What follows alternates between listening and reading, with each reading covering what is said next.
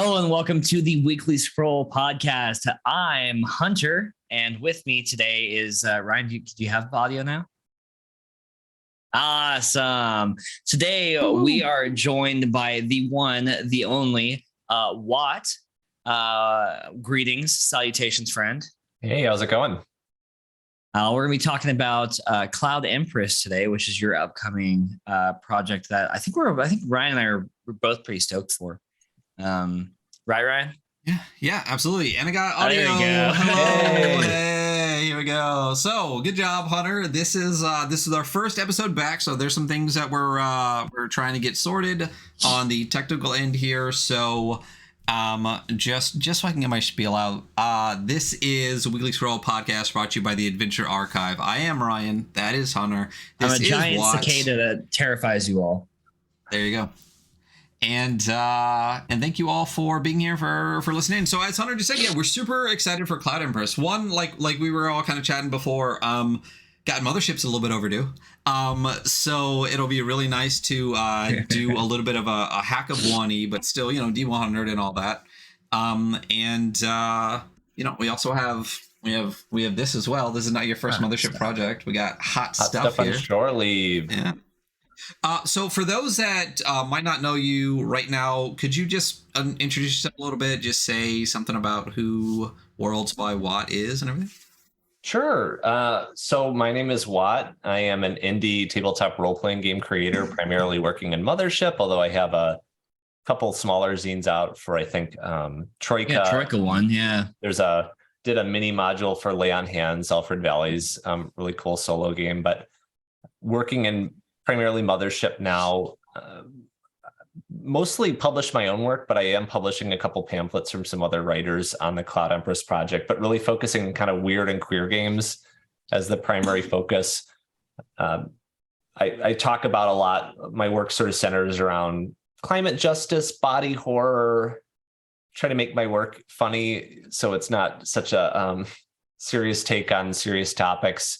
And just explore the space of indie tabletop role-playing games. It's a really fun group of folks. And so, yeah, I guess I've been doing it about 2 years more seriously, really towards the start of the pandemic, which I know some other creators kind of got into things a little more seriously during that period.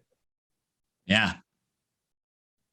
Yeah, I mean, there was a huge boom, I think with the pandemic for a lot of reasons, games, especially games like, The Wretched really, really blew up during the pandemic, I think for a lot of reasons. So I think within the indie industry, it was a very I don't want to call it like a dark golden age, I guess. Like the world sucked and a lot of anxiety, and a lot of creativity came out from it.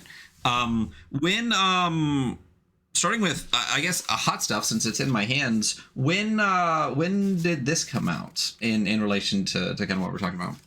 So that launched last February, and I guess I don't know what first zine month. I don't know which zine. Zine Quest got canceled, so there's this whole zine month thing, Zine Month 2022. So it was planning to be a Zine Quest project, but then became a Zine Month project on Kickstarter, and it fulfilled to backers. I want to say like July and August. So about 6 month fulfillment time for that. The idea, I don't know, maybe 3 to 5 months before that prior then. Nice. And what made you decide to make a game about hot stuff, hot sauce and hookups? So what I was thinking, it really is a pandemic game in a lot of ways. I didn't realize how depressed I was when I was writing it. And I had other people read it or my wife read it and like, oh my gosh, I thought this was going to be more fun. There is humor in it, I think. I mean, Ryan, you read it, so maybe you're a better take on it. But it really is imagining this shore leave component that I had seen talked about in the 1E Mothership. I knew that this expanded shore leave experience was happening. And so I really thought about what would shore leave look like in a Mothership alien kind of working class sci-fi setting look like, and trying to explore both the horror and the humor of that experience. And then also bringing in sort of a queer perspective in terms of of if you're going through space and you're going to be killed by an alien, or the oxygen's going to run out of your ship, or your ship's going to explode. I mean, you're probably going to be having more sex. So that was the other piece. Yeah, that's reasonable. Going to a specific location, and then the tie-in was there was some stuff coming out around some hot sauce manufacturer kind of polluting a nearby town, and everyone's eyes were burning. Sriracha. So the sriracha factory was poisoning the surrounding community, and people would come out and their eyes would burn and all sorts of stuff. And so maybe there's some climate piece in that. The setting is Port Taxico, and it's sort of a hot sauce manufacturing island that also tries to be this vacation spot. And so it's horribly polluted, but it's creating these beautiful sunsets that people are kind of seeking out for, I don't know, all sorts of adventures. But it is a solo compatible Mothership module for between sessions of Mothership, which was sort of, I thought, a unique take on what you could do with a Mothership module. Yeah, I think I missed Sriracha Gate. I don't think I ever put two and two together or heard about. So let's be clear. It was the Sriracha factory is next to an upscale neighborhood, and it was interesting. It was the homeowners association from an upscale neighborhood that was complaining, but the actual workers inside of the factory weren't. Or at least that was the article I read at the time. I don't know where they ended up on it. But it sure seemed like a fancy neighborhood that had a problem, but there was a factory nearby. Well, I lived in Chicago for a long time, and there were a couple of venues, really cool venues that folks would buy up and put upscale apartments next to them, and then make all these noise complaints and get them closed. So that's really just another layer to. That's one of the biggest draws for me is the pretty intentional critique of capitalism, that this sort of economic horror that exists in Mothership. Yeah, that's one of the things that first drew me to it, and what I tried to explore in Hot Stuff on Trolley more specifically. Yeah, I do love that the dystopian corporo contract horror. It's well, your contract signed and you have to do this, and it's you need this to survive. So yeah, very cool, very interesting. Yeah, that was my next question was why Mothership? Between Hot Stuff and Cloud Empress and that kind of stuff, what kind of drew you to? Is it more the system, or was it more kind of this kind of almost a lore aspect that you're talking about, the capitalist aspects and stuff like that, or was it the the game mechanics that kind of pull you in more to it? I started my interest in OSR type games. I was watching Questing Beast, and I was doing it. I did some board game design for a while. So I really thought a lot about systems and the importance of systems and mechanisms. And I had some fixation on those things. And I would watch these OSR reviews from Questing Beast and others, and just these really weird ideas that were really neat, magical items that did all sorts of strange stuff. And started to find out about rule sets. I had played Pathfinder and 3.5. I had looked through a lot of 3.5. And so my experience was a lot of discomfort as a GM. I'm sort of the forever GM when I play, and a lot of discomfort in playing in spaces that didn't have really clear rules and mechanisms, because I was, I think, uncomfortable with the improv components, or uncomfortable with the friend dynamic or the table dynamic, which I feel very differently now. So I came into this OSR space with a real interest in primarily Electric Bastion Land. That was one of my first real touchstone games where it kind of blew my mind, and it was at the same time that I was realizing that I don't think my strength set really applied best to board game design. I had a game under contract for several years, and I was trying to make it this multi-session solo legacy game that was really narrative based and had these evolving characters and had this rich setting and world. And it's a difficult project for anyone. And as a first design without a lot of development support, it was not something that was successful. And so I was like, well, I think what people most resonated with these ideas were the world, the story, the narrative, the writing. People responded well. I had about 50,000 words written for this storybook. So people were really responding to that. And so I came into role playing saying, I'm really interested in building worlds and world building. That's kind of the publisher name I have is Worlds by Watt. There's a real focus on creating unique worlds and world building. And so realizing, oh, I could do that in a way that didn't involve a bunch of mechanisms, or moreover, I could do that in a way using other people's systems. The draw to Mothership, I don't think I was necessarily particularly drawn to a D100 system.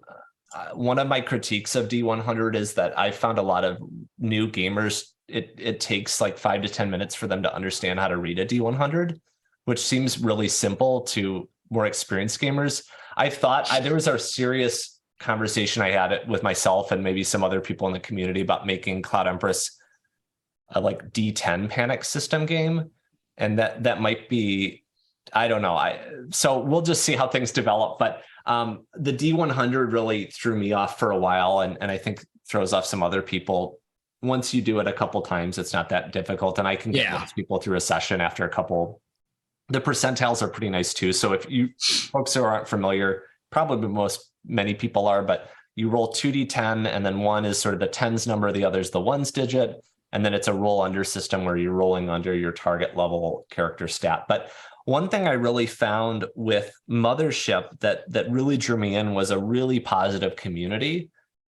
I joined a third-party Mothership Discord run by Ian Newsom and some other folks, and that was a really positive space. Folks are really open and honest there about how to run a business, how to make a game successfully financially, how to write and hire folks. So it's a really open environment. And so that was a real draw.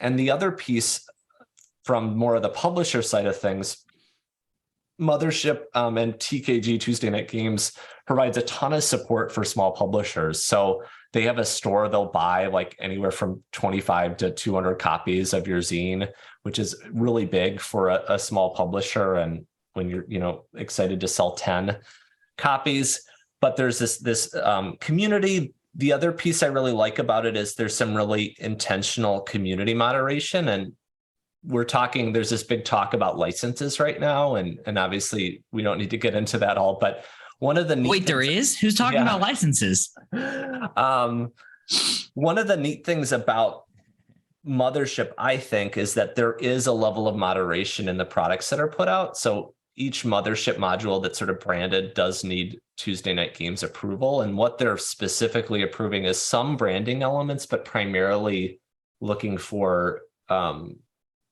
transphobia, homophobia, racism, like things that make the community unwelcoming for marginalized folks. And so that was something that, hey, this publisher is really intentionally engaging with creating safe and inclusive communities. So that's been another big draw. So I knew I wanted to create in the Mothership space. And so a lot of my game design has come from, well, what's new? What could be new in that space? What's unexplored in Mothership? And how could I balance some of these like really interesting horror elements? The other piece I'll just mention, I'm going kind of long on this question, but go off, honestly. We're listening. I am, having played like Pathfinder and explored 3.5 and read a lot of 5e at a certain point, I am really uncomfortable with violence in my life, I would say in general. I mean, I'm a practicing Buddhist. I take a pretty pacifist approach to life as I can. And so I think the thing about Mothership that was really interesting to me, like some other OSR games, is you really are fallible human beings in this system. And there are serious consequences for creating situations of violence, for making mistakes, for doing risky stuff that I didn't find in a more heroic fantasy setting. And that term like murder hobo, it started to really rub on me that a lot of these heroic systems are actually in this sort of superhero model where there's sort of wanton destruction, constant murder without any real consequence to the characters involved. And so that's made me more and more uncomfortable as the Marvelization of everything has sort of happened over the last 10 or so years, 15 years. Oh God, really? Has it been that long? I think it's like 2005, maybe 2006. Yeah, that's really interesting. We've heard. I guess that's yeah. Anyway, sorry. No, you're trying to do the math on it, but I'm terrible at math, so I should just stop. We've heard as far as the third-party Discord and the kind of Mothership community, we've heard that. I think Spicy Tuna said something very similar as well. It's nice to know that it's like there's such a strong, like there's like this Discord of just like everyone backing each other up for Mothership. It's like that's such a great community, and I think it kind of shows because there's always this content coming out from Mothership from all these great creators that work together or work independently that is of such a high quality that I'm just like, well, shit, man, I guess I'm going to get another. I still haven't run a Mothership game, and I have so much. I'm waiting for one to drop. I have so much content, including this. And the kind of segueing to Cloud Empress, I think when Ryan and I both saw like the press kit material, we were both immediately struck by like this stylized, like, you know, it very much invokes like this Nausicaa like vibe. And you know, I think Nausicaa's Valley of the Wind and all Studio Ghibli has a very like environmental like facet to it. And you're saying that this is also like that kind of like ecological game as well, right? Mm-hmm. It is really the sort of central question that's not necessarily always the central question of play, but the central question of the world setting is,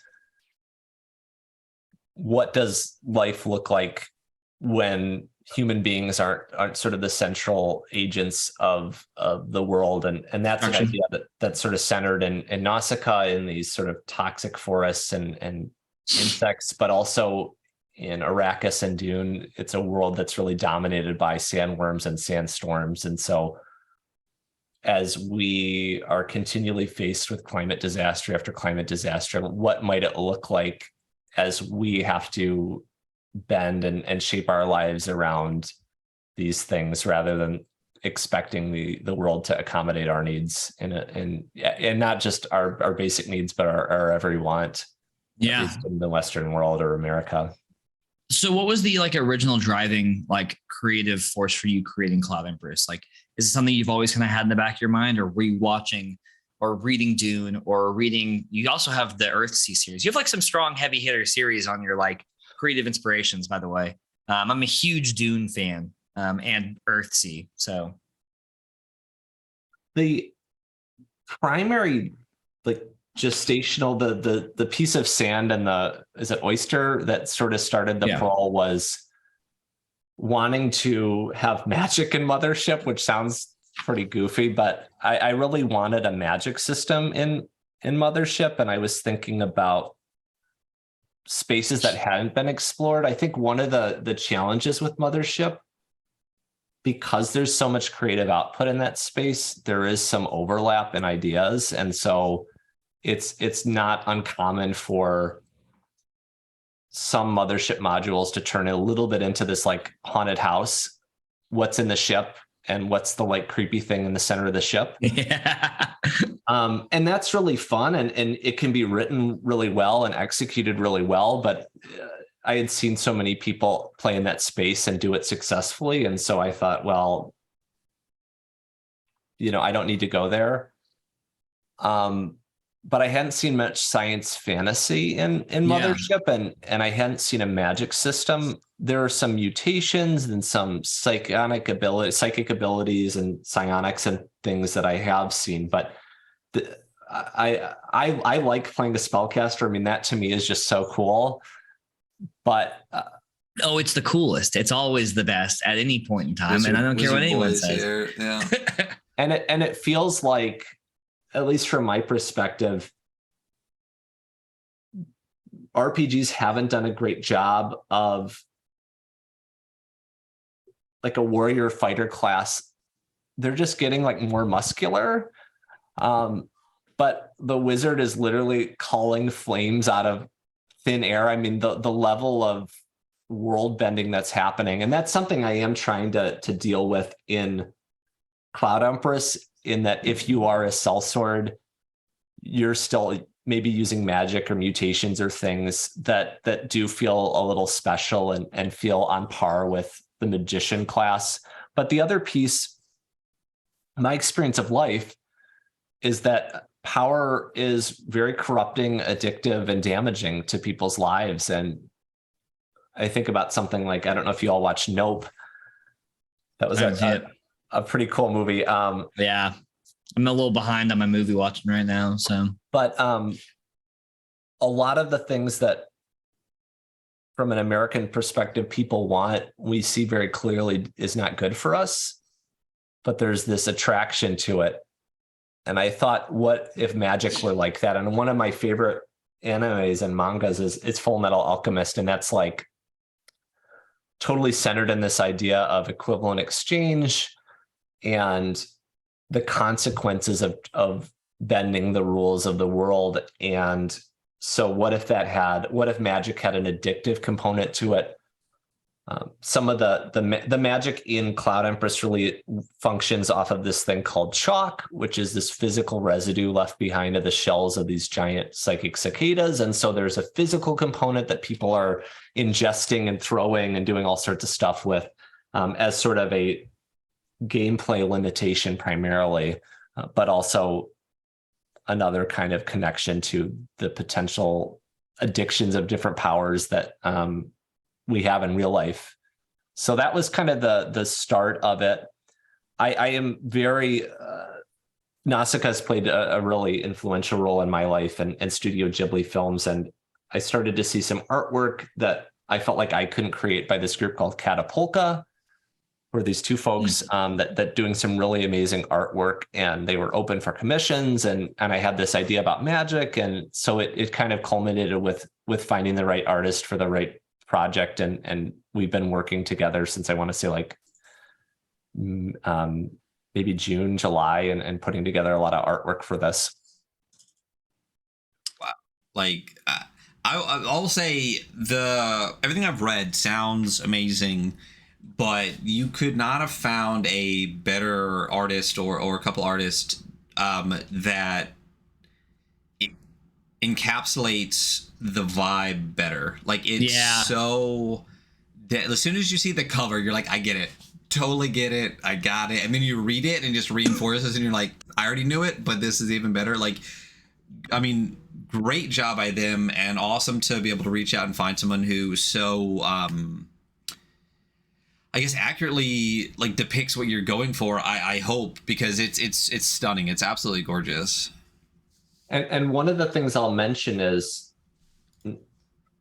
the orange piece was kind of my decision, I would say. So what I saw of their work was all black and white line art, and I saw like, this is phenomenal.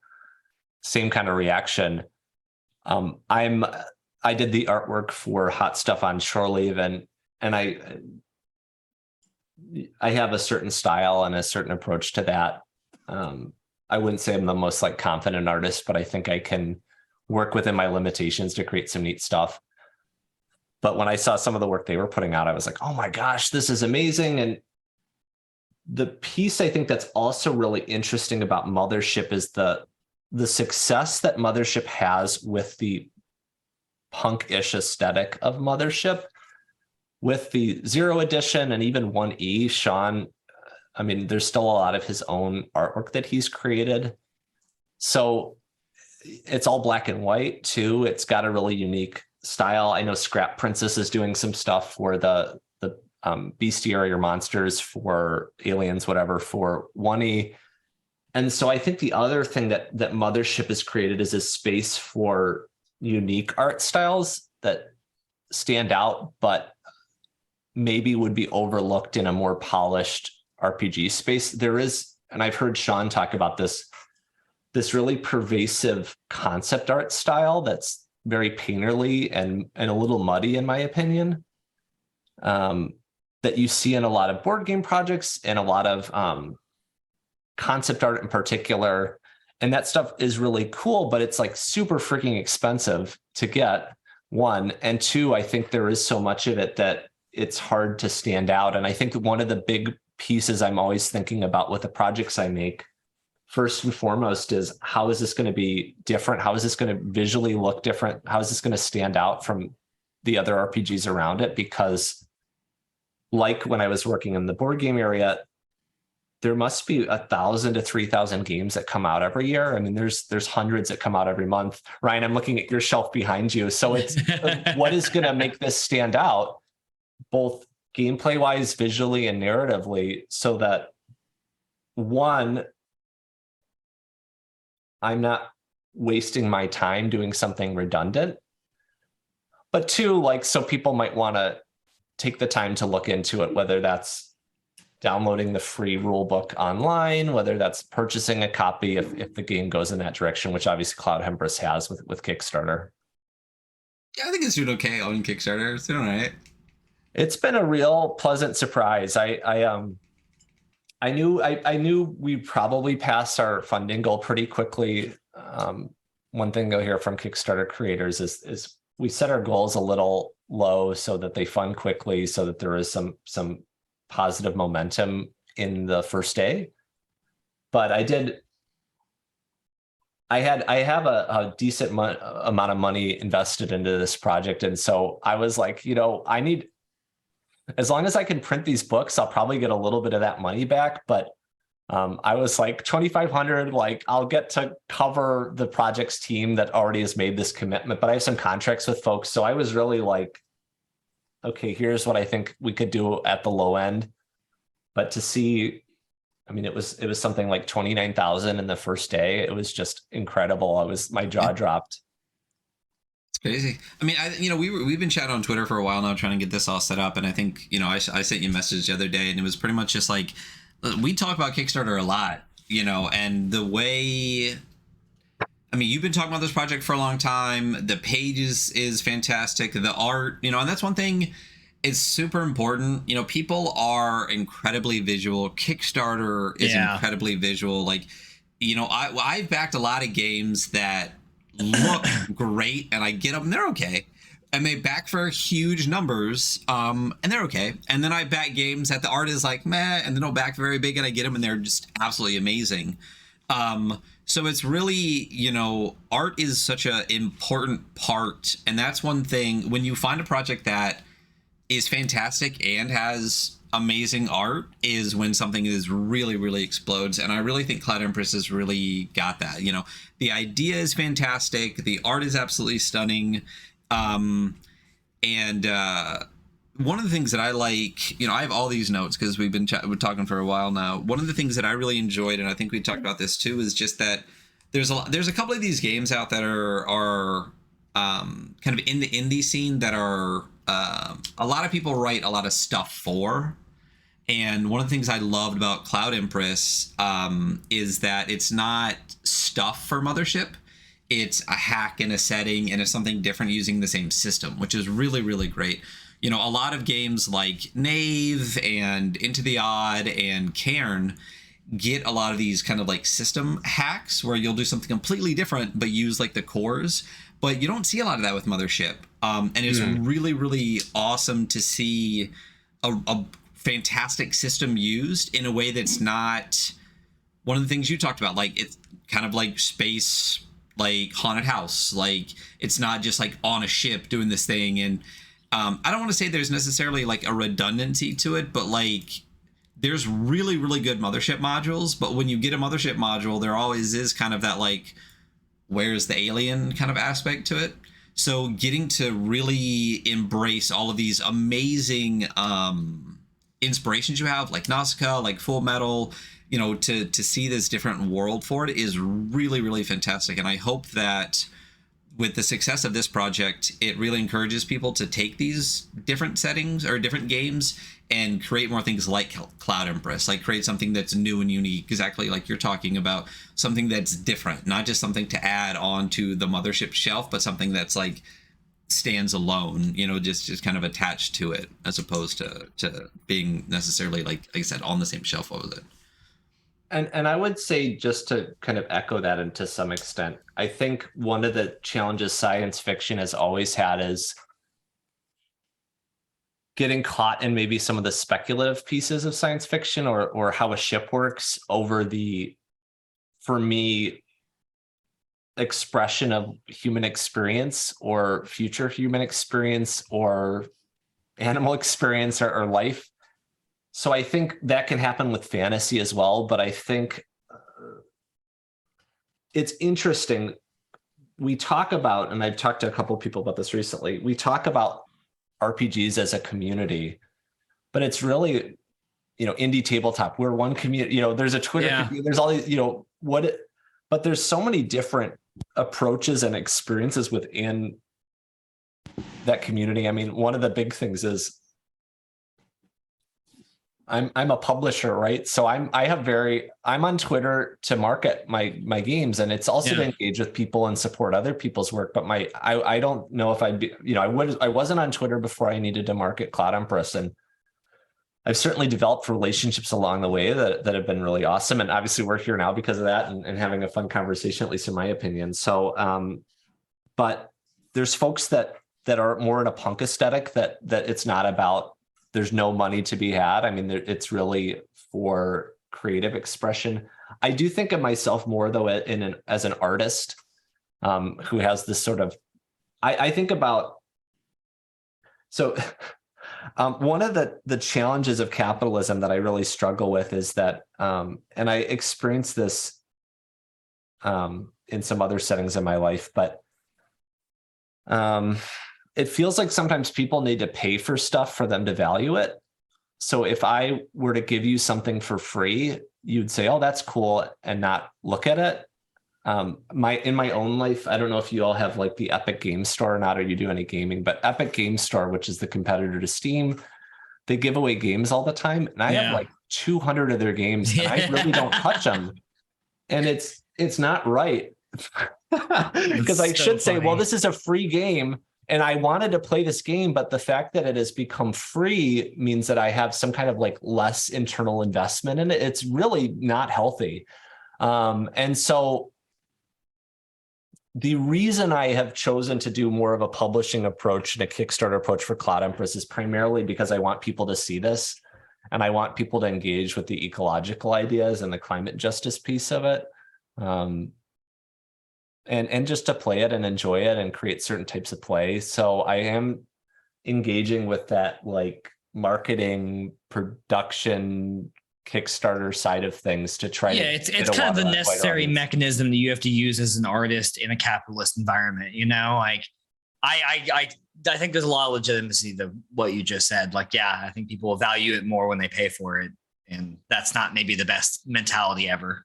The piece I'm trying to sort of challenge a little bit is, and part of this could be considered a business strategy, but the core rulebook's intended to be sort of this forever free resource with all the content in there. It's not just a cut down SRD that I see some standard rules documents. Is that what they're called? Reference documents that RPGs put out, and they like cut out all the artwork. And I'm like, that's telling the story, that's making the game better. And I get why people do that, because it does incentivize people to buy the other product. But I'm like, I want you to have this full experience. I don't want you to get the ranch light version of Cloud Empress. You should have the heavy duty ranch that they don't tell you what the calories are in or whatever. Very funny. But I mean, like you just said, like it is, I mean, this is unfortunately in, late stage dystopian capitalism that we live in now. People will, pay $50 for a t-shirt that has a label on it. But if you take that same label off, they'll be upset to pay $5. So like, it's just, people have become hoarders and whatnot of stuff. That's art. That doesn't count. Yeah, it is. It is. One of the things that I did want to talk about a little bit is this. One of the things you brought up was science fantasy versus sci-fi. In that, I know you a lot of things you say, and anyone watching will see us both make expressions when you say it. Sounds a lot like what this guy talks about a ton. Both love wizards. Both always play them. Like huge into magic systems. I know Hunter's game is basically revolving around the magic system itself. Now, it's interesting to me that you chose Mothership to do science fantasy in. Why like, what made you? Is it because you were already kind of involved in the Mothership community? You chose this system as opposed to something like Troika that's already science fantasy. You have the Werewolves of Wall Street is a Troika. They should be switched, right? I would say I'm fairly opportunistic about which systems I use. The reason Werewolves of Wall Street is a Troika-zine is because it was Troika Fest. And so I'm like, yeah, like, so I'm going with, I try to go with the flow and see what's happening. And I've, as I was saying earlier, being a person who's really mechanism focused. Now I'm kind of like, I don't really care. I mean, I have some preferences around systems, but I think the Warden and the collective group experience, the community at the table is such a bigger impact on what that play experience is going to look like. I think the system piece is often a fantasy like anything else. It's like, oh, with this system you're going to have this experience, but it's really down to the players there, how they engage with that system, right? I mean, there's certain affordances that I think, and incentives and punishments in systems. I am generally like a systems person, so I think about what does this system incentivize and punish and reward and critique. But I've learned, the other piece I'll just say is, like, I think about bringing in more queer and marginalized folks into the indie tabletop role-playing game experience that that I like so much, that's so impactful to me. And so I wouldn't work in a system that I didn't feel like was pretty accessible for that. And one of the reasons Mothership is fantastic is I don't know if I have it on my table, but this is a Cloud Empress character sheet. But the fact that you can take a character sheet and just read this and create a character, and start in 5 minutes. You don't need this. Session 0 can be like 20 minutes, because in many ways you're not expecting your character to live. I think the other piece about it is, I'm in my 30s now. I don't have the time I did, and I think there's such a saturation of games. It's pretty unreasonable to expect even Cloud Empress, which has all this fun support and excitement right now. I mean, it's how many folks will even play it, right? I mean, there's just so much out there. So part of the reason I've taken a specific design approach where Luke Gearing's work, for example, who I know and I'm doing some writing stuff with, Luke's work is phenomenal to read, and it changes me when I read it. And so I think I don't think I've run any of Luke's stuff. I don't run a lot of stuff that isn't my own, except for other third-party Mothership creators for playtesting and stuff like that. It's a creative outlet for me to do world building, so I try to take every opportunity. But I wanted something that if someone just read it, it would be this enjoyable experience, but also create a game that had one-shot opportunities. So if people only sat down once and played it, they could have an enjoyable experience.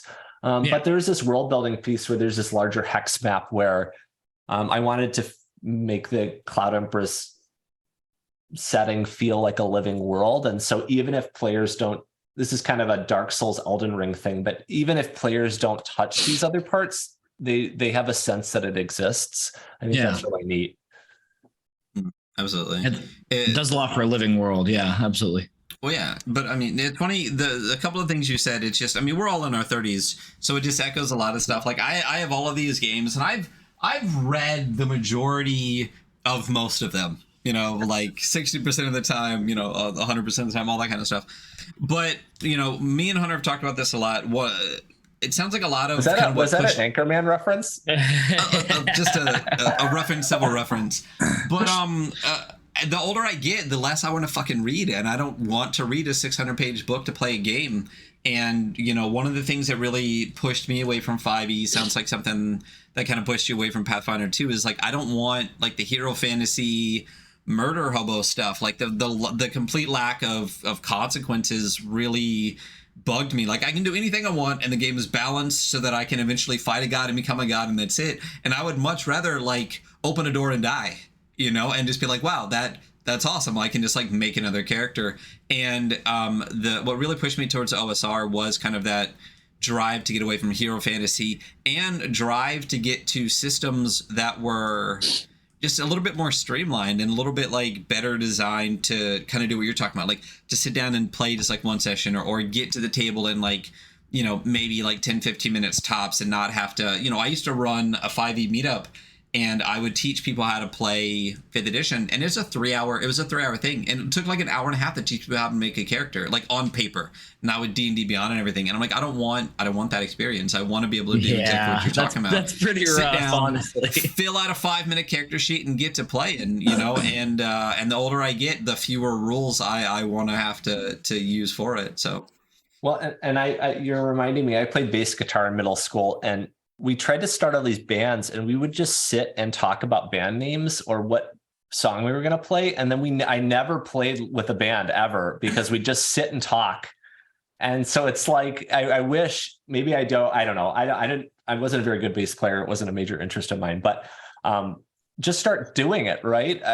Safely. I think like session 0 can be a foundational space, but a lot of these longer campaigns you find out are, I don't know, or you see online, are paid performers that have an obligation to be there, or a professional interest to be there.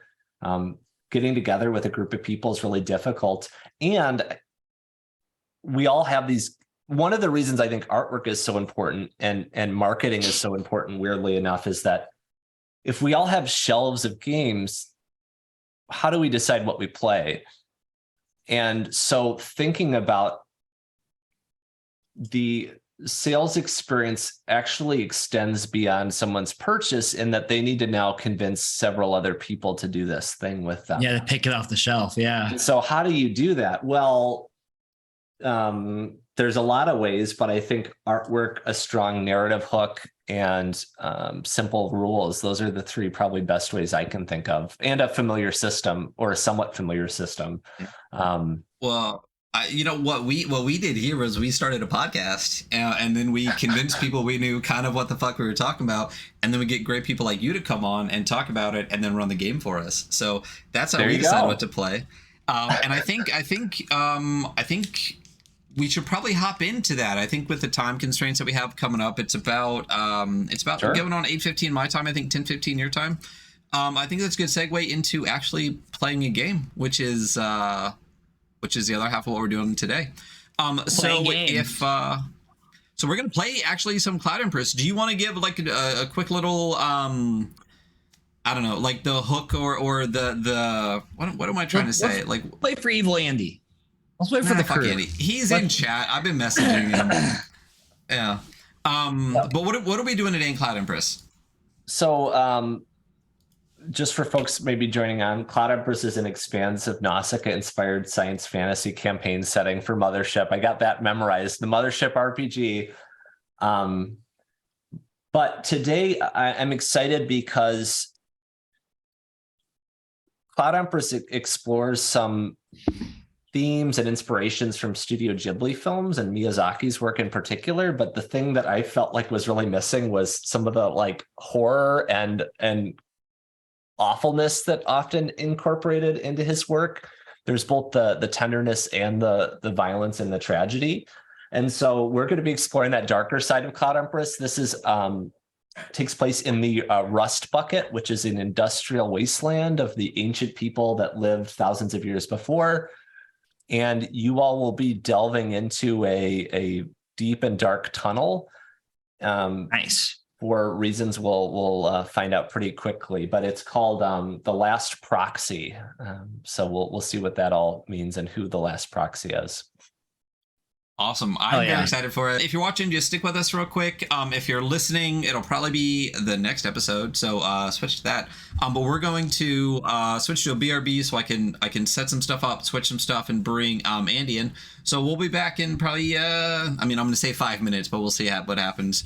And we'll get to play some Cloud Empress. So see you in just a moment. Hello, and welcome to the Weekly Scroll Podcast brought to you by the Adventure Archive. My name is Ryan. And I'm still a gigantic cicada. It's Watt over here. And I'm Andy. Hi. Hey. So if you were listening to the previous episode, we had Watt on to talk about their new game Cloud Empress.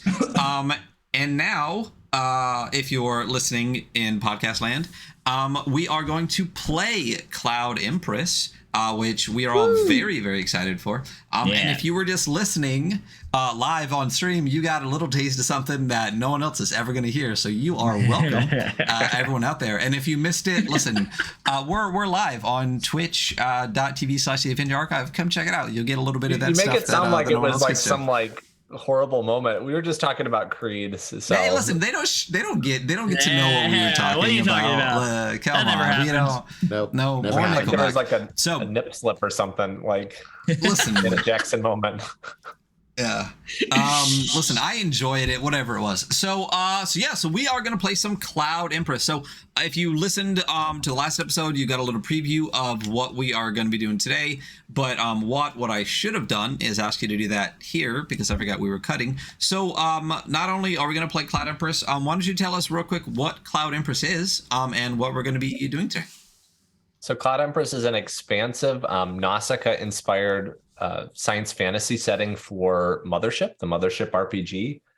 And previously, I shared an introductory adventure that's sort of an adventure-y kind of adventure, if that makes sense. But this one is more of an industrial horror, body horror one. So we'll talk a little bit about that. But you all will be diving into this access tunnel with some strange beings inside it.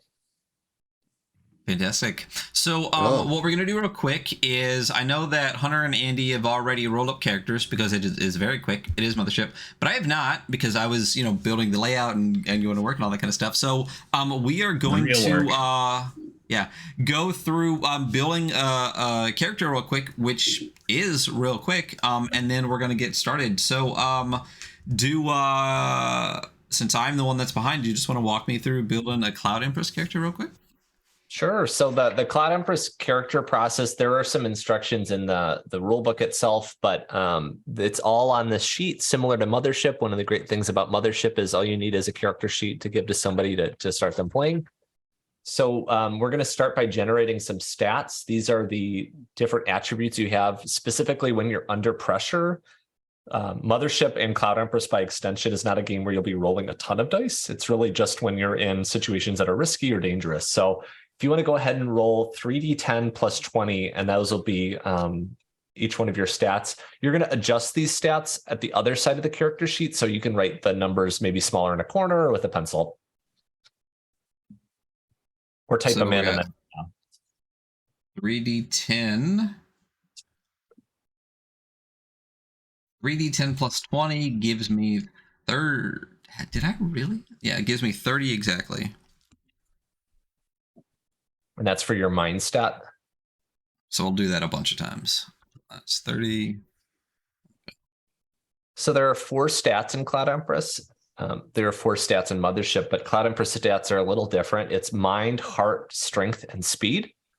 Mind is going to be learning spells, different types of logic puzzles, fixing stuff, different kinds of things like that. Heart is going to be casting spells, your ability to understand certain situations, empathize with other people.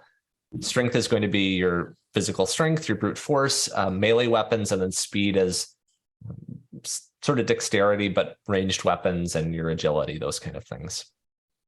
Fantastic. So I got, with adding my 20s, I got 30 mind, 40 heart, 42 strength, and 33 speed.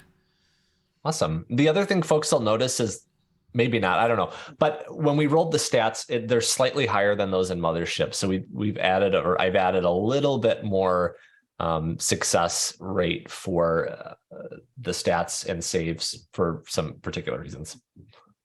So next we'll go down and we'll roll your saves. The 3 saves are reality, fear, and body, and that's 2d10 plus 20 for each save.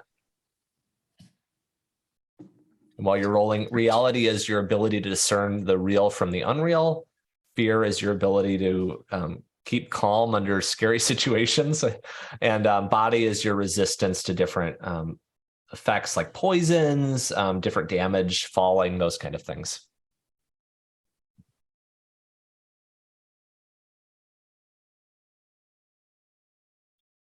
I know how to math a little bit. Got it. So I got 32, 31, and 39. Awesome. So That's next, really good. well, there is no starting stress or minimum stress for Cloud Empress. So it's slightly different than Mothership in that it has a max of 10 and there's no start. So we'll go over to roll 1d10 for your age, and that's going to impact your stats, which we can talk about once you pick your age, or roll your age, I should say. So I'm rolling, pause the music for a second. 1d10. That's easy. I got a 3. All right. So you are grown. This is sort of the adult age. So you will get 20 to your speed and minus 10 to your heart. Oh, that's. So each age group has a bonus and a subtraction that sort of is a generality about what age might do to us. There are no old magicians. There are no old magicians for a number of reasons. The magic of youth. And the last, there's 3 ages, and then there's this 4th category called Body Hopper, where you are use some sort of magic to transfer your body between corpses. So that's kind of the extra special one that you can maybe roll on a 9. Terrifying. Yes. Space Lich? Space Lich. Oh my gosh. Just right off the bat, you can be a Space Lich. There you go. It's not all it's cracked up to be, though. So next, you'll actually pick your job. Because you are grown, you can pick any of the 4 jobs. There's Sellsword, Lordling, Magician, and Courier. And that will give you an increase to one of your saves or all of your saves, depending on your class or job. And then you'll get 2 or 3 starting skills. I think it's 2 for each. And then you'll get a certain number of bonus skills that you pick from below. Okay. So what are you guys? I'm a courier. I am a Lordling. How did you not pick Magician? I didn't want to figure out magic with an hour and a half to play, so That's a good idea. I was leaning Sellsword anyway, so I'll just be the standard, this slashy boy. So I'll pick Sellsword. Sure. Right. So you get 30 to your body save, and then you can actually sort of pick blades or firearms. Oh, blades. Fuck. I'm not a... Yeah. I was You've listened to hoping... the podcast at all. Hold on. Can I make a recommendation? I would say roll your equipment first before you select your skills. Oh, that's smart. Yeah. So why don't you give me a D10 for your loadout?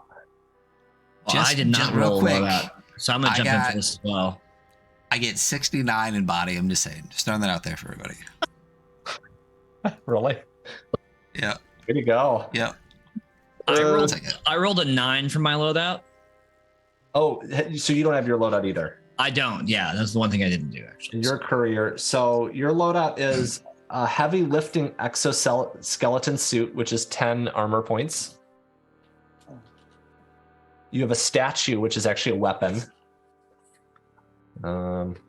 It's like a giant mace. Nice. The person on it. And you also have a companion that is a water bearer. So it's they're called tardigrades too, but it's sort of a floating dog-like little creature that comes from an alternate dimension. Sick. And the stats for that, stats for your weapon and your companion, your water bearer, are on the back page in the equipment section. Gotcha.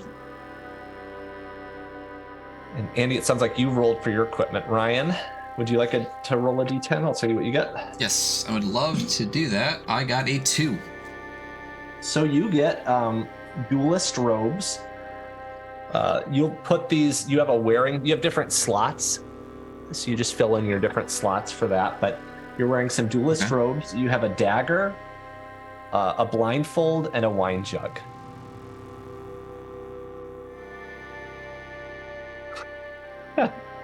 Interesting. All right. Well, that. Let me see if I get that 69 Who knows what's going on body. with all that stuff? Yeah. Okay. So, and I put those into my character sheet, right? So you have one holding item that could be your weapon, or you could be holding your wine jug. Wearing is the larger clothing piece, the armor piece that you have on, and then everything else goes into your carrying. One item per slot. So, or my duelist robes, is that an armor thing, or is that going to be something a little bit different and I could just carry that, or? My thought would be you'd probably be wearing that. Otherwise, you'd be, I think, in your undergarments or something like that. Listen. Small clothes. 69 in body. That's all I'm saying. Did you say duelist robes? Yes. Duelist. Okay. All right. And then my blindfold. Okay. All right. So I'm holding my dagger. I'm wearing my duelist robes, and I'm carrying my wine jug and blindfold. And you still need to pick your skills, I believe. Okay. And then I get 2 bonus skills for being a sellsword? Yeah, it sounds like you're probably going to pick blades, if I'm not mistaken. Yes.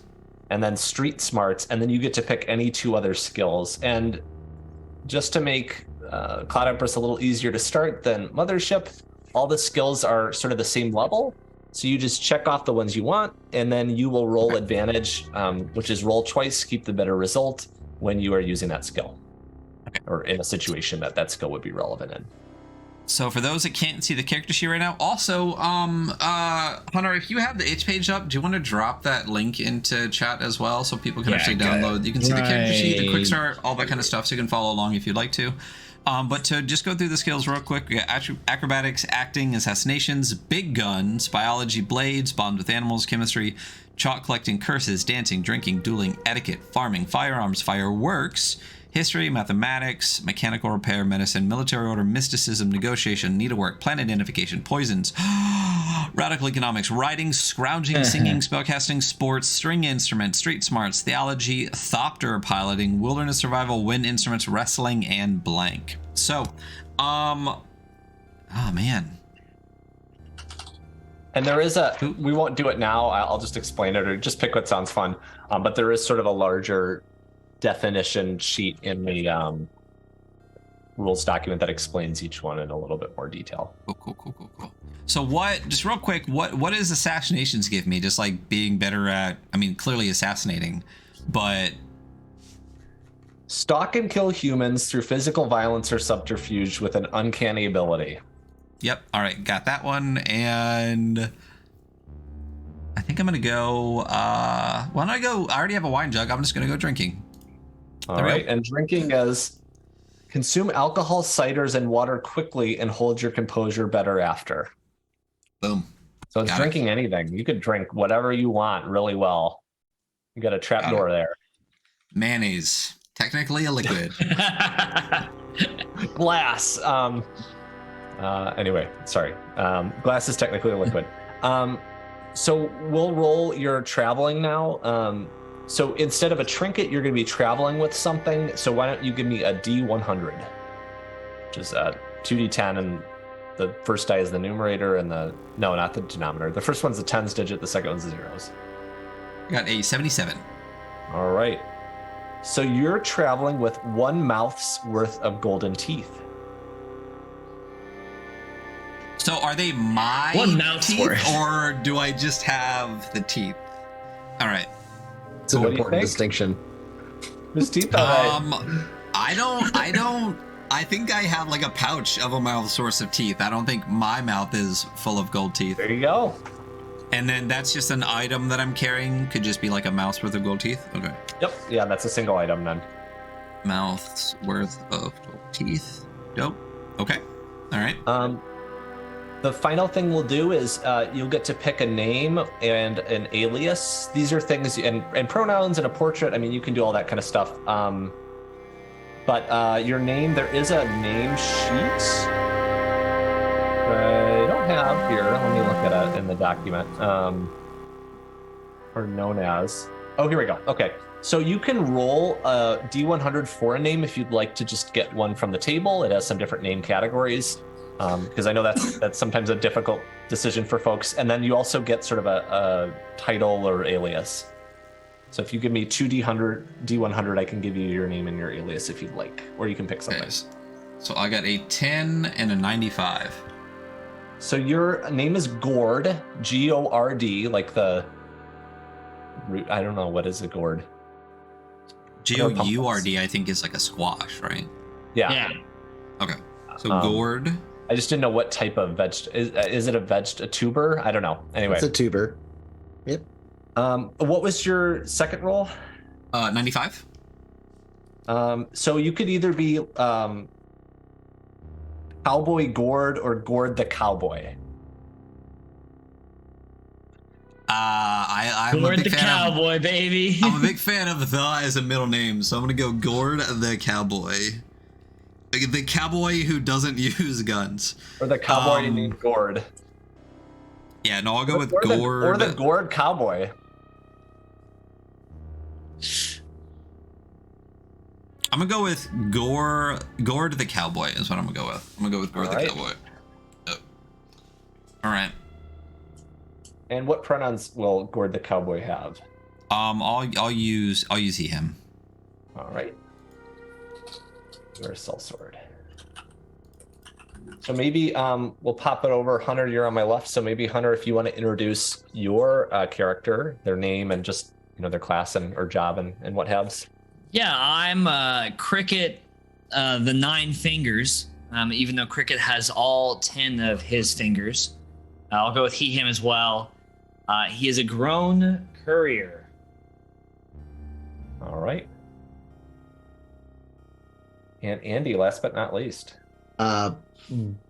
Bryn Mirror Face. And they are a green lordling. Pronouns they, them. Their face is actually like a almost chrome-like substance, which is the reason why they have the mirror face. Wrapped in royal battle casing.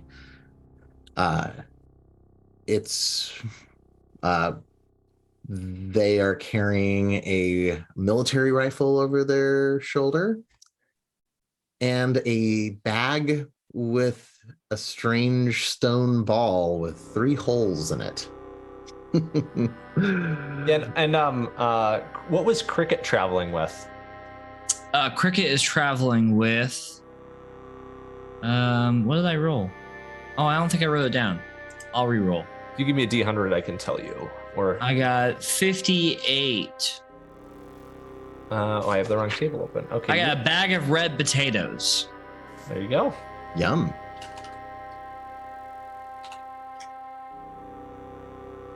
Hell yeah.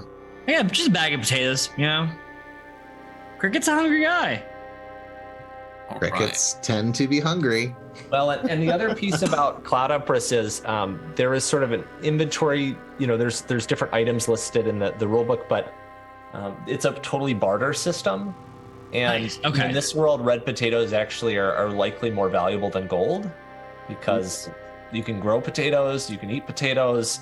Gold, there's a lot of junk all over the place. There's a lot of metals everywhere. So gold's nice, but potatoes might even be better to the certain person who's hungry, right? Awesome. Hell yeah. So Guys, don't worry, I got it taken care of. I got potatoes.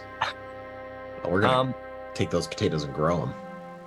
you all set to hop in? I guess the piece that I'll just share is, I'll be wardening the session. So, some lines against racism, homophobia, sexism, other, kicking down on marginalized identities, that kind of stuff.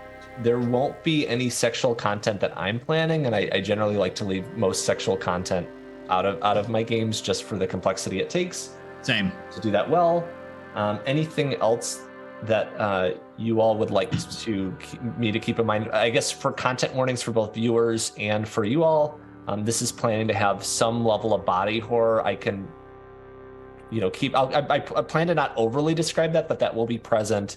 Some maybe claustrophobic situations. Some dolls. I don't know if people are freaked out by dolls or not. I think that's about it. And then there is like guns and violence in this game as well. Anything that I should be aware of, or anything that you'd like me to leave off the table? There won't be. No, I personally am good with all those. There are no children or violence to children either. The green class, this will be specified in the rule book, is sort of like late teen. So even that group, the younger lordling, you're not a child. You're 17 to 19, something like that, probably. That works. For the sake of just this one session, we'll just maybe assume that you all have gone on maybe 1 or 2 adventures previously. Yeah. You all have heard about this godhead, it's called. The disposable cybernetic robots in this area sort of revere this godhead. Some of the other farmerlings and people have told tales about this large god that lives under the rust bucket, this industrial wasteland. And so you all are traveling down to gather some valuable information about the godhead. The Cloud Empress has gone missing, and it's said that the godhead is probably the best person or the best thing to locate the Cloud Empress, with its sort of omniscience and ability to do all sorts of things that have been promised. If you all find the Cloud Empress, it's said that you will get your heart's greatest wish granted. So it's for each one of you. So there's a heavy incentive to finding the Cloud Empress in this particular case. That's sort of the starting hook that is sort of the default hook, but obviously folks can explore many different adventures and different reasons why you might be here. You all enter a sort of subway opening, kind of train car area. It's a large tube. And as you start walking in the darkness, you sense a presence behind you. It is a large worm train. It's sort of a giant stone ceramite giant worm. It's not living, but it's sort of just this giant worm-like shape. Mm-hmm. And it slowly pushes you forward, not physically, but as you start walking, it sort of moves behind you. And as you start to try to go different paths to avoid it, more worms come and close the path. And so you're slowly led over the course of maybe 20 minutes to an hour to a spot that you get a sense that someone's leading you towards. And no. So these are stone-esque worms on the track, right? There is no track that you can tell, but there are sort of like divots. It's sort of like a organic-like but metal Gotcha. tube system that you believe is sort of a transport system for the ancient people that still seems to be in operation to this day. But these large train cars seem to have a controlling force behind them, and they're so large and dense, and there's really no way through these tunnels. You're sort of pushed into this terminal area where you see a single figure sitting on a bench. They're pretty far off. They're maybe a field or two away, and so you all have a moment to talk as you stand in this large sort of it's like a Greco-Roman train station. Whoa. It is pretty nice. Everything's made out of this sort of ceramite plastisteel type material, but you do notice that there's sort of bullet holes everywhere, like the place has been shot up. Some of the columns have collapsed, and it's relatively silent. Well, gosh darn, y'all. Freaking worms following us. This guy over there. What do y'all want to do? You want to approach him softly? Soft-like? Do we see any weapons on this figure sitting? Do they have any threatening implements with them that we can see? Not that you can see, and they appear to be looking in a direction away from you, almost contemplatively, or like they're sleeping. You do see some movement, some shuffling around their body, but they're pretty far off yet that you can't make out the individual, what's moving on them. I say we slink forward. let's approach non-hostily. Yeah. Bryn will walk slowly towards the figure, hands out to show that that they're not holding any weapons. Getting closer, the figure comes into more clear view. Your eyes focus on them, and you see something rather unholy, rather disgusting. It is a being that doesn't look human, or if it once was human, is no longer human. It's wearing or is sort of this muscular like exoskeleton, and bits of that exoskeleton or even the skin, you're not sure which is which, has been disintegrating, and you see these small robotic balls almost with arms like mites or fleas moving around on this figure's body. What looks like repairing, stabbing, excising the different parts of this figure's body while it sits waiting. What is a setting appropriate exclamation? Like, you know, like what in the nine hells or whatever, you know, would be the.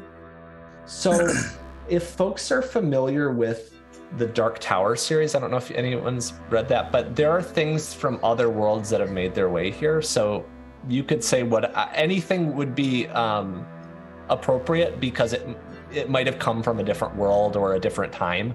This place is very slippery. It's sort of the psychic center of the universe in many ways for some reason or another. So it's not unfamiliar to see like a pink plastic long flamingo next to something quite alien and disturbing. Oh, okay. Oh shit would be totally appropriate.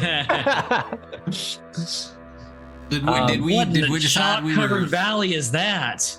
Right? Did we decide we were Southern? Is this the thing? I mean, I am the cowboy. No, but I'm Southern. I'm not cricket. at all. Listen, I'm cricket. If you start, I'm gonna not be able to do it. So I guess at least we two are both Southern now. Get your own voice, man. I am literally Gord the cowboy.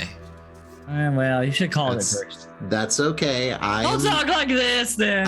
I am the one who has been raised in the way of etiquette. I will do most of the talking. So the figure is pretty disturbing. I'll leave it up to you. Do you feel like any of your characters would make a fear save at this point? Is this how much nasty stuff have you seen? Absolutely. I think that cricket, it doesn't matter how much nasty stuff he's seen, he's not stable enough to just take this in. So I'm gonna go ahead and make a fear save. My guess is maybe Gord. I pass. Awesome. My guess is, Gord, you're probably familiar with some nasty stuff with your dagger and sellsword stuff. How about Bryn? Any thoughts on whether you would be horrified by this or not? Well, Bryn is inherently fearless, but also young. So why not? Let's Awesome. let the stats speak. With a 77 fear, So one of the things they about still managed to roll an 86. Oh, okay. So you'll gain 1 stress from the failure, and why don't you describe what that fear reaction might look like? Or I can give you some ideas too. I think Bryn's going to be a freezer. Just Like full on stops, like as you're not walking. looking away. Just like the worst thing you could do in a moment of danger, just completely freeze. Yep. You hear a voice. Welcome. Oh God. Greetings. We didn't come here meaning any harm. Does my figure disturb you? Yes, significantly. Yeah, I've seen it before. Nothing. Bryn says nothing. Such is the reality of small minds and short lives. Uh-huh. Is that a threat? Are they threatening us? What, are you the person who led us here with these big worms? Yes, this station is under my care. All right. I've called you here because you have sought me out. Oh. Are you the Godhead? Of course not. I am Vani, the Godhead's custodian. Ah. Phony. So you're Phony, the Godhead's custodian. Got it. Vani. V-A-N-N-I. Yeah. In Not your- Phony. Got it. All right. In your letters. So can you lead us to the Godhead then? Of course not. I have much too serious work to attend to, but I have need of your services. And if you seek the Godhead, you will be a perfect vessel for my mission. All right. I guess we'll play ball. Good. I'm much too important to do such tasks. Okay. Well, that seems a little assholeish, but, Self-important. Yeah, just a bit. Delegate. I There understand. So this is one of them quid pro quos, huh? What is an ant to a being of 1,000 years? I think there's still an ant. Exactly. Okay, so anyway, I have much work to be done. What would you like us to do? I will make introductions to the Godhead, but currently the power has gone out in the Godhead's tube. Also, the Godhead is quite hungry.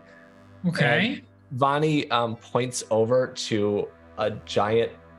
It's like the size of a small boulder, but it's like a canvas sack that like is full of blood. It's like a giant meat sack, it appears. That's just sort of laying on the. Has it been there the whole time? Yes, but you were a little distracted. So he points to it, and I'm like, Just like that. yes. The Godhead's appetites are quite incessant. is this real? Can I make a reality save to see if this is real? Sure. My cricket's like questioning reality right now.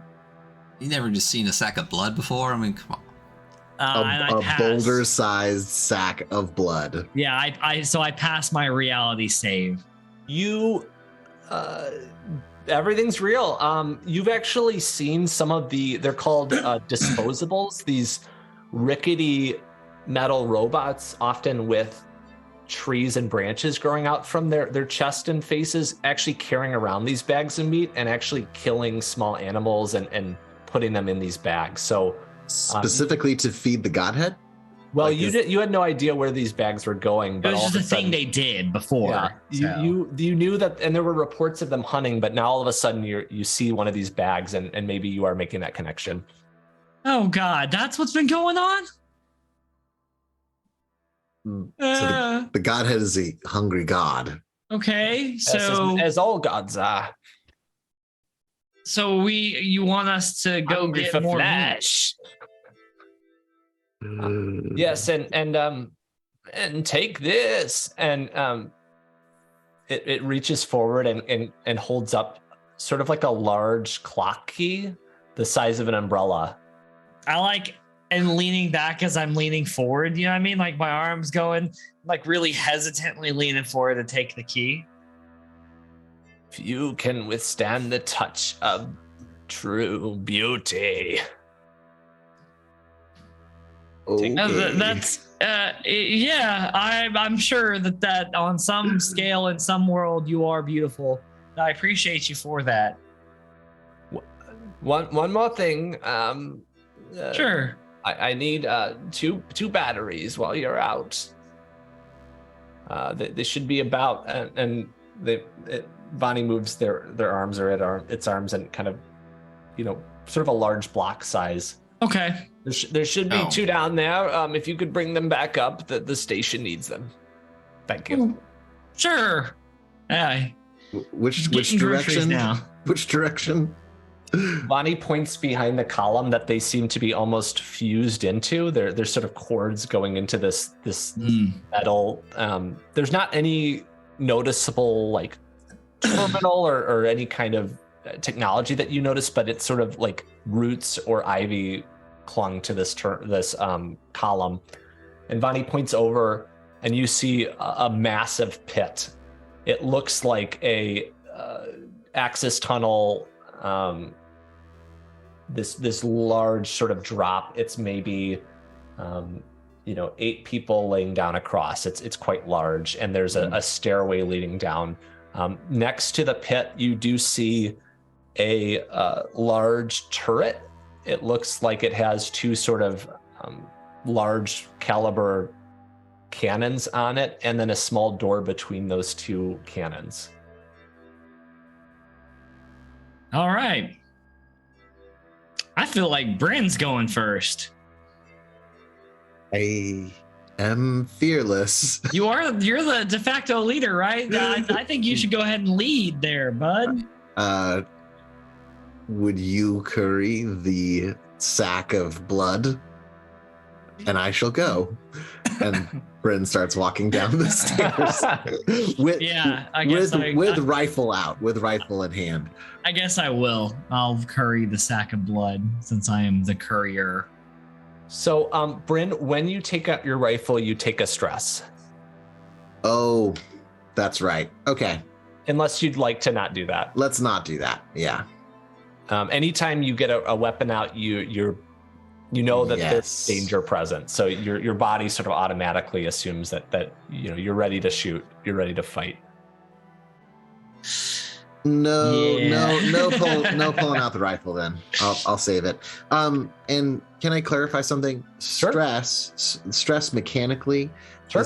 Do I subtract that from my rolls? Is that how stress works? I haven't played any stress is only relevant when you make a panic check. Panic, I'll ask or we'll decide to make a panic check when something like really scary happens and something really bad happens. If you critically fail, that's an example too. When you make a panic check, you're trying to roll above your stress number. And then if you roll at or underneath, you'll take that result off the panic table. So there's a table, and that's essentially bad stuff. There is one good result, but it could be anything from like gaining additional stress to firing on your friends. Just sort of depends. So you don't want to panic, but the more stress you take, the more likely that is.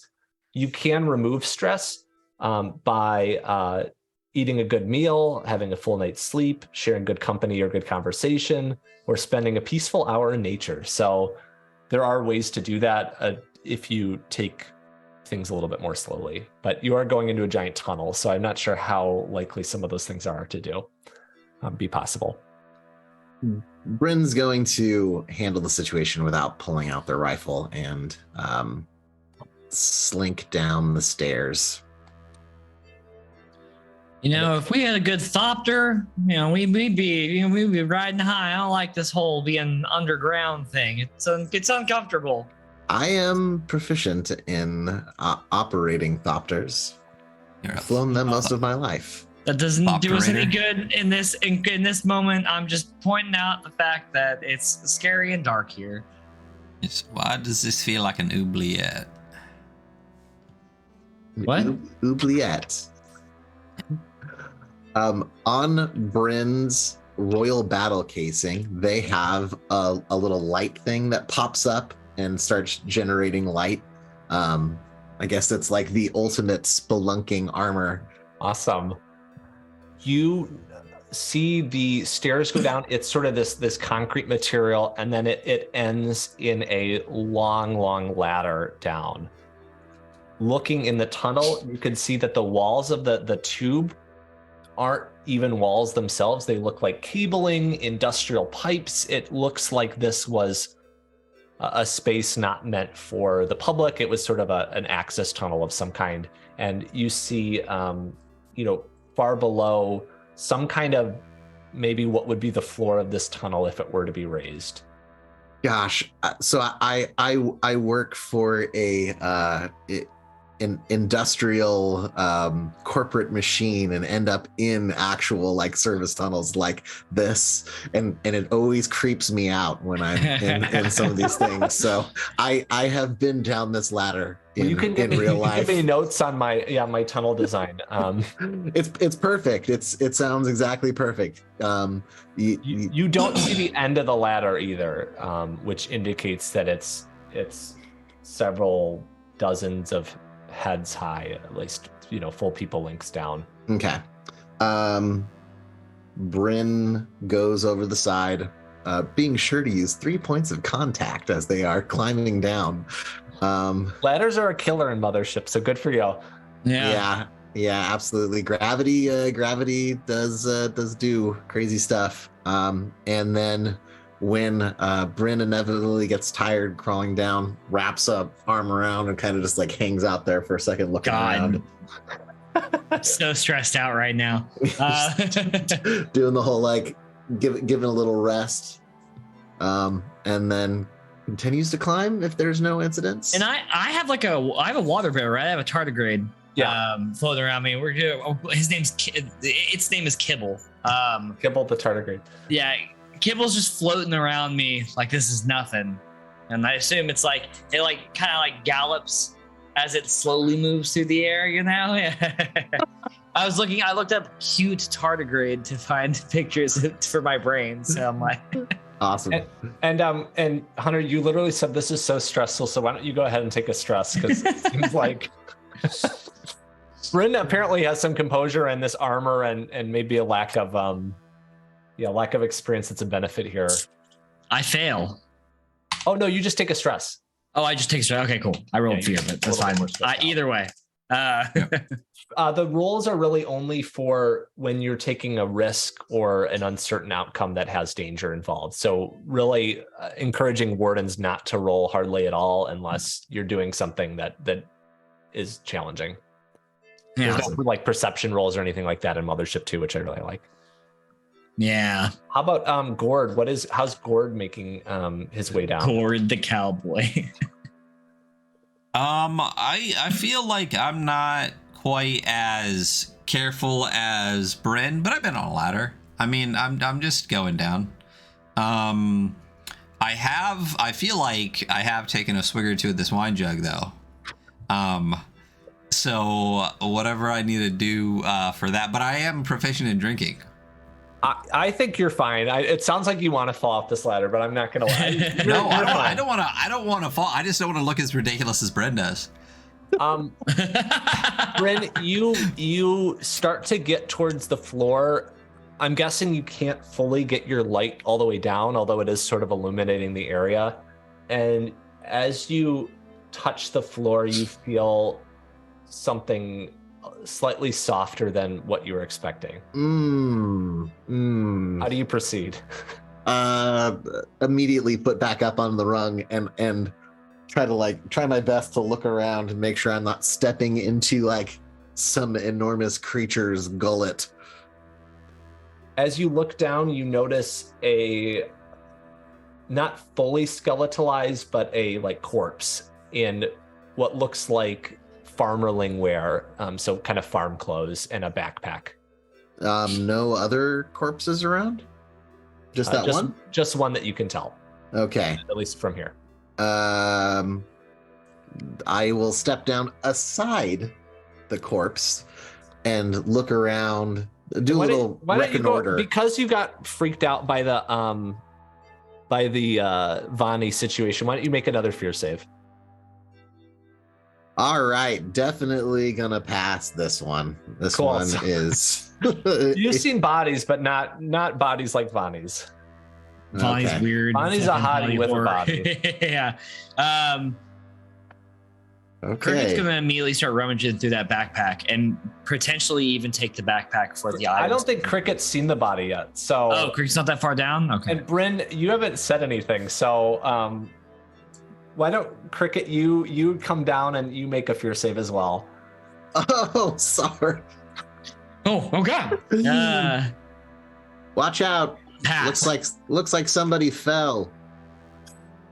And There's a body. There's a body down here. Gord, This is exactly what I was worried about up there. Gord, you make your way down fine because Bryn finally called out and told you. Oh, hey, thanks. Hey, there's a body. The cowboy's like, yeah, I've made one of those before. Bryn's less interested in what is on the body and is more making sure that there isn't something waiting to pounce on them or whatever. Spinning around, you see more of the access tunnel. There's sort of a quarter of the access tunnel that you're on is a ledge with a railing. Towards the middle of that, there's sort of this large machine terminal, and more tunnel down below. There's another ladder, and you feel some warm air coming up. And yeah, that's about it at this point. You also see part of the wall has been ripped away near that mechanical piece, but you're not sure what's going on with that. So you said the wall near which mechanical piece? Sorry, could you one more time with that? So there is a and if you look at the like mini map I sent you, there's sort of these there's a level here, and sort of a quarter of that level is a ledge that you can be on. In the middle of that ledge, on the sort of pipes and wall, there is what looks like a breaker terminal. Could I potentially examine it with my mechanical repair skill and see if I can get it up and running, or what it could be a breaker for? Sure. So I think this is just sort of an automatic. You figure it out. Cool. This appears to be the breaker for the power that Vani mentioned, and the key that you all are carrying, that large sort of umbrella-sized key, you suspect that it would fit. There's a large hole in the center. I have the key, right? I only took the key, so hey guys, check this out, and I just push the key in. Nothing happens. I guess he wasn't lying about the batteries, huh? But the key has a like handles on it, like it would indicate that it needed to be turned. Oh, all right.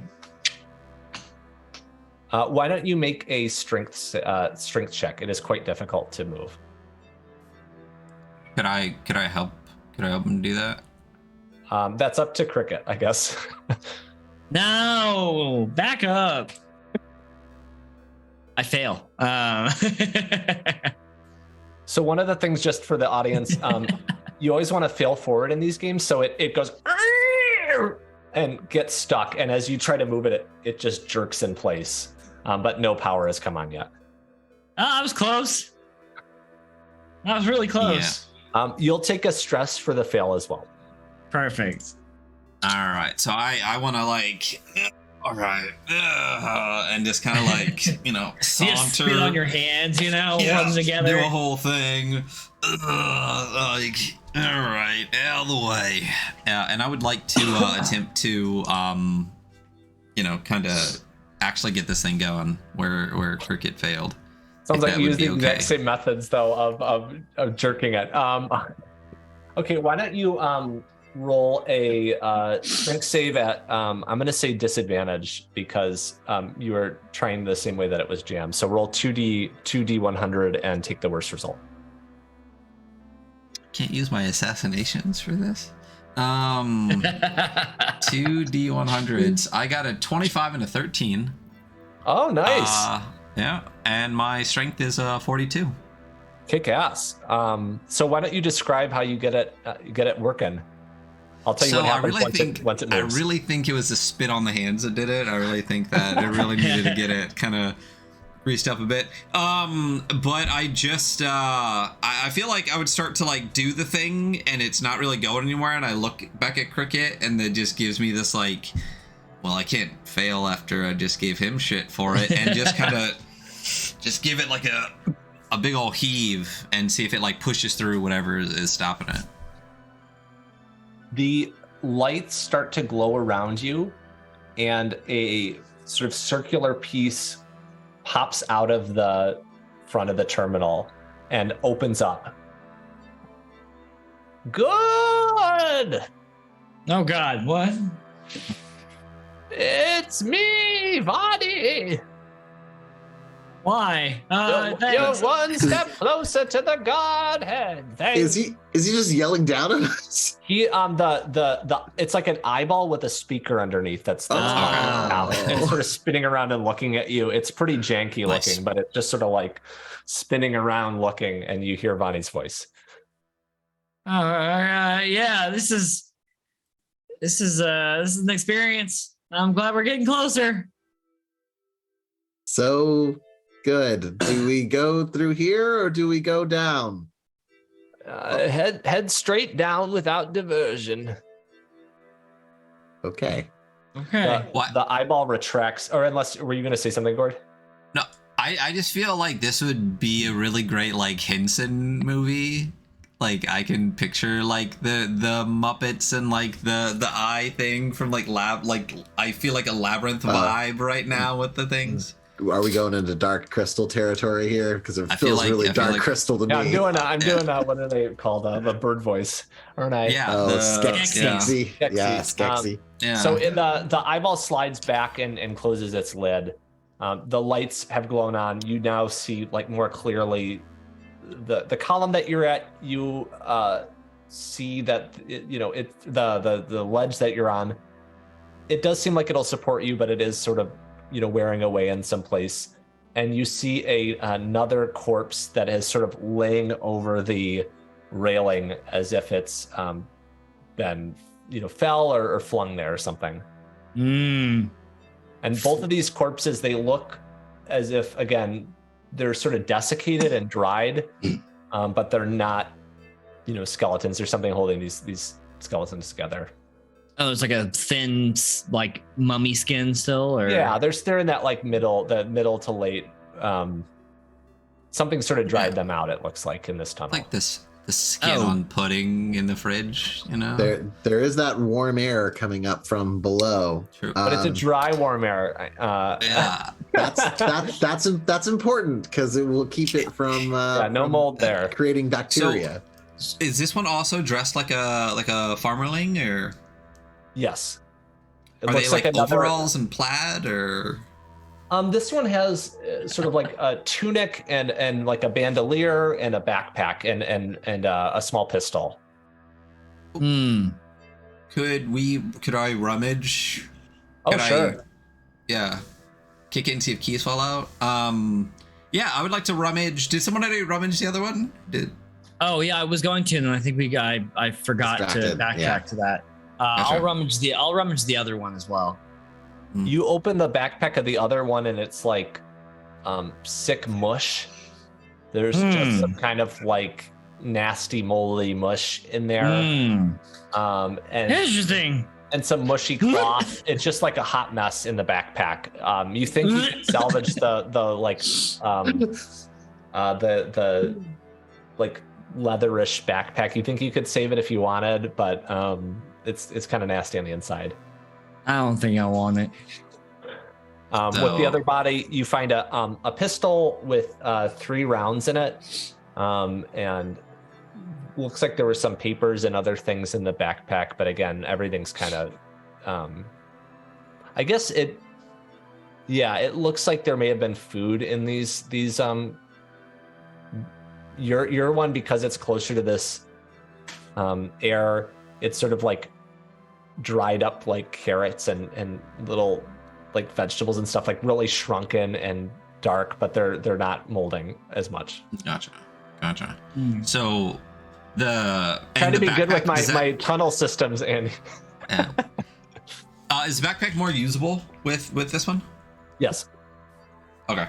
I just want to shake all that stuff out and at least just have the backpack. Does the backpack count as a carrying item? I would think not. Okay. It would. So it I would can actually, just- put it Gotcha. on over. As you Cool. shake it off, like the thing's head falls off and some of its arms fall down, and you hear a like boom, and then you hear like. "Ah." Do we hear drums in the deep? No. You fool of a toque. I'm not one for guns. Do we have a gunner with us, Brent? Are you a gun person? I am. Yes. Do you already have one of those? This slung right over my shoulder. With just Well, a rifle. I guess I'll just hang on to this one for right now. But I'm not. Yes. It's not my favorite. You should hold on to that one. The bandolier, no ammo in the bandolier? No. Is the That's bandolier where in decent shape? The rifle, the pistol was actually empty, and the 3 rounds were in the bandolier. So it looks like the pistol had been fired. Empty.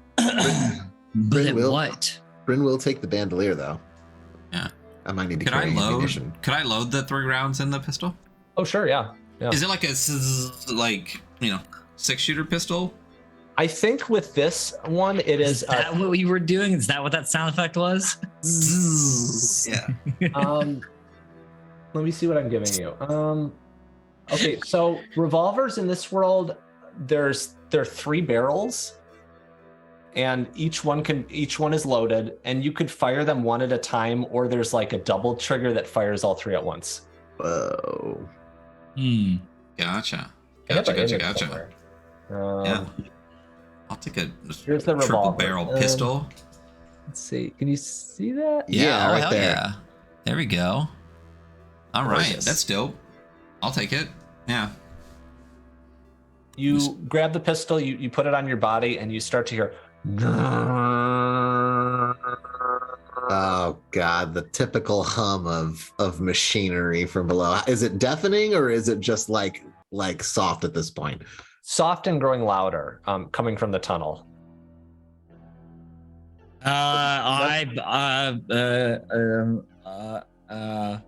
Here we go. You turned it on. Let's descend down before it gets too hot. Wait, does it sound like? Sorry, is the sound like a mechanical sound or like a growling growl? It sounds like an elevator. Ah, okay. Interesting. And so you're gonna move forward on the ledge. Is that what Cricket's doing? Yeah. As you start to move towards, there's a ladder down, another ladder down. To the right, there is what looks like an exploded opening in the cabling, and you can peek through a little bit, and you see an exposed room that's got some lights on now in it. Oh, nice. Do I see anything in the room? You see like shadows and mounds of something or other, but you're not sure what those mounds are. Oh, good. Hey, come check her out, y'all. Found me an opening. Bryn's going to head down the exploded cabling towards the exposed room.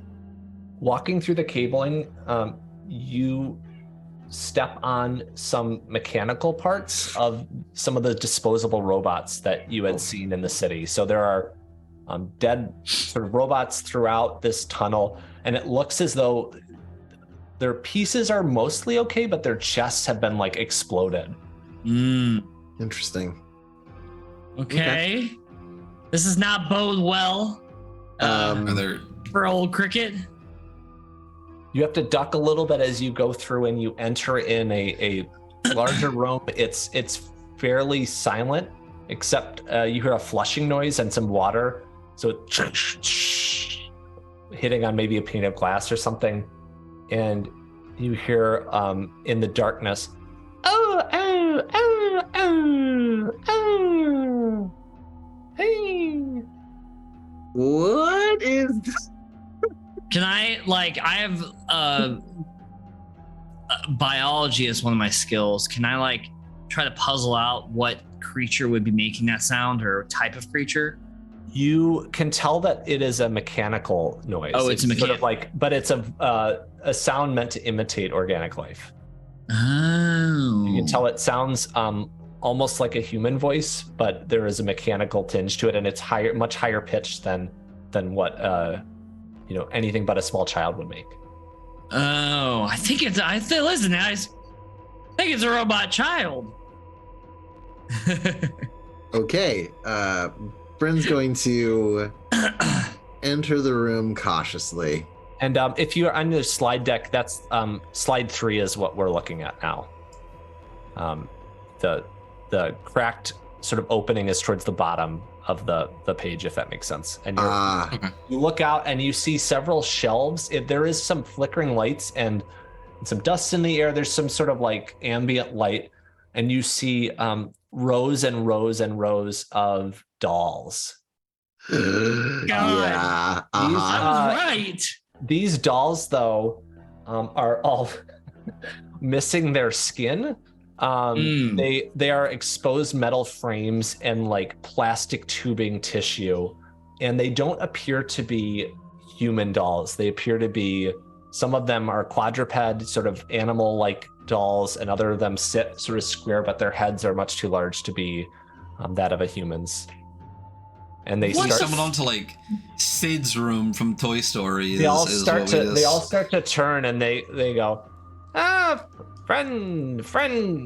What the fuck? And you hear a lot of like, from the ones that can't talk, they just go.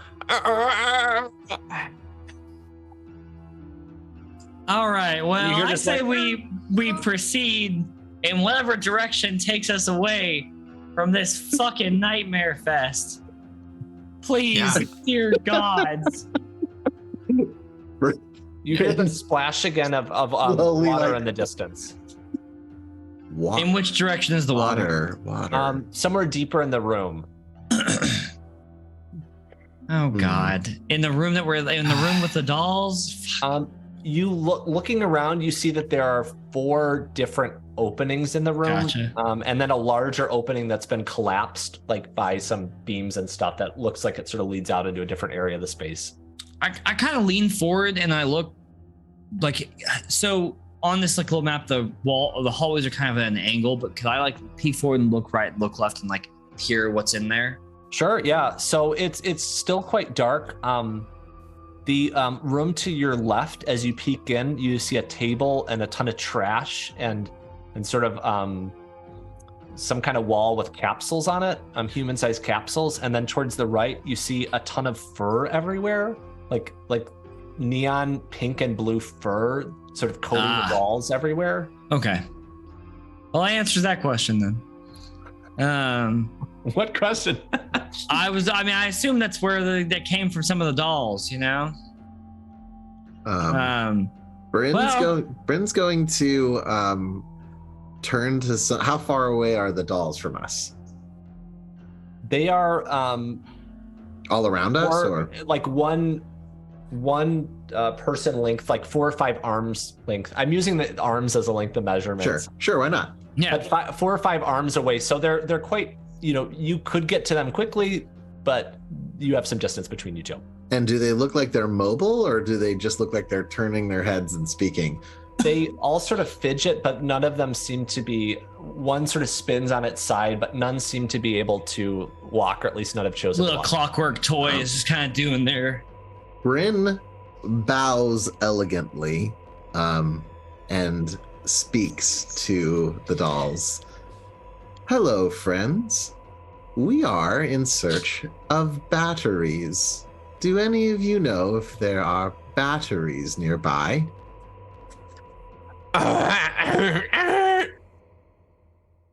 Anyone except for them? Anyone else? So it seems like the only 3 noises they can make are like some guttural mechanical noise, wheezing, or friend. Nice. Hell yeah. Perfect. All right, let's. Their eyes glow and continue to watch you, though. I'm gonna go ahead and check this room to the left and just start looking around, see if you said I saw trash and stuff, but if I get closer, is it gonna make any difference what I see, or? Sure, yeah, a lot of difference. All right, perfect. Yeah, I'm gonna move into that room on the left. You enter the room and you see like candy wrappers everywhere, like prepackaged food wrappers, like hundreds of them covering the room. On one wall, you see what appears to be some kind of machine that these wrappers would have come from. Vending machine, I'm not sure necessarily you know what that is or not, but a vending machine.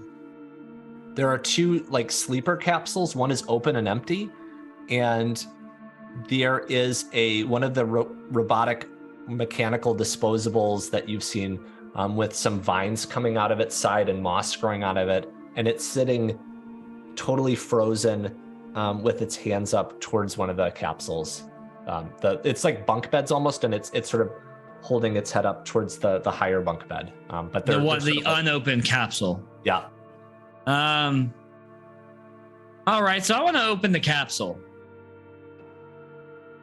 As you get closer, it starts to move its arms and mutter things in a robotic language that you're not sure about. All right, I'm not dissuaded from my course of action. You open the capsule easily, and inside you find a skeleton, but the skeleton doesn't look entirely human. The skull appears to have some growths on it. Other than that, though, it does seem to be human-sized. Oh, okay. There seemed like there maybe was clothes in there at one point, but everything's sort of been worn away by time. Gotcha. Any gold teeth in there? Are you asking me or No, Cricket. Oh, sorry, you asking me? What are you asking? Any gold teeth in there? No. I don't think so. I don't think this is the gold teeth spot. There is a little robot praying though, and that's off-putting as well, although not as much as the room of dolls. So, Bryn's going to examine the praying robot. It seems to have power. It's like human-sized. Yes, yeah, it is. It's sort of a spindly, almost skeletal-like robot. Interesting. It is made out of rice metal, which is a metal that tends to degrade much more quickly and also fuel plant life, from your studies. So it actually, the metal itself is sort of eroding and plants are coming out of it. Whoa, that is cool. A robot you can plant in the ground and have it grow stuff, huh? And that's where the name like disposables kind of comes from, is that they were sort of maybe designed not to last as long as they currently have. Gotcha. Interesting. Does it have a battery in it? You believe that they are solar powered, so there might be some small batteries, but not the size that Bonnie was describing. Okay. You could excise or take out the solar. I say we continue to move through this multi-chambered facility and find what we're looking for and get the fuck out of here. I agree. Let's check out some other rooms then. So I'm down to check out that room that was across that was covered in the fur. You make your way through, and the dolls continue to watch you and screech their quiet songs. The room is ceramic and tiled. It looks a lot like a shower. Towards one wall, there is a ton of sprayed fur. Again, neon, pink, red, some mixtures green, and none of it seems to have biodegraded in any way. And there are there's a backpack with a handle on it, and then there's two other backpacks that are sort of laying on the ground that look like they've exploded a lot of fur. Like out of them, something happened and there's just like fur everywhere, as if there was an unintentional explosion. I'm going to leave the backpack with a handle alone. So, yeah. I guess, so the room that I just entered, am I like looking at this correctly? There seems to be a doorway to another room in it. Yeah, it's sort of an L shape, and there's another room. Okay. Does anyone have any interest in checking out that backpack that has not exploded instead? Sure, why not? There we go. Bryn will take a look at this backpack, examine it to see, is this backpack a bomb? A fur bomb. It's fairly simple in its design. It has a single trigger and a switch on the top, and there are some colors on the switch, which you believe to be the colors of fur that might be indicated. Based on its size and weight, you believe that it could have been operated by a human child. It's like a party favor. Is that what I'm looking at? I'm looking at like a party favor. It's definitely like, a backpack gun with a a backpack, but I mean, it does appear to be a fur gun of some kind. Oh, fur gun. It's like a fur flamethrower. Yes. Okay, that's interesting. I'm going to take this fur flamethrower and be like, Gord, are you looking for some? Is this going to be weaponized, or is this just like Fun. shoot? Yeah, fun. Yeah, exactly. You don't. I don't think you believe that it poses most things much danger. Hold on. You also don't know how it fires at this point. You suspect that it sprays in a certain way, but you're not exactly sure how it works. Pulling the trigger. The fur that's there. Mm-hmm. I'm gonna pick up a little bit of the fur that's there and turn. See, does anyone have fire? It has a sticky coating to it.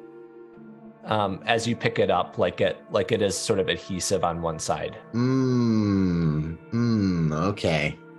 Interesting. Okay.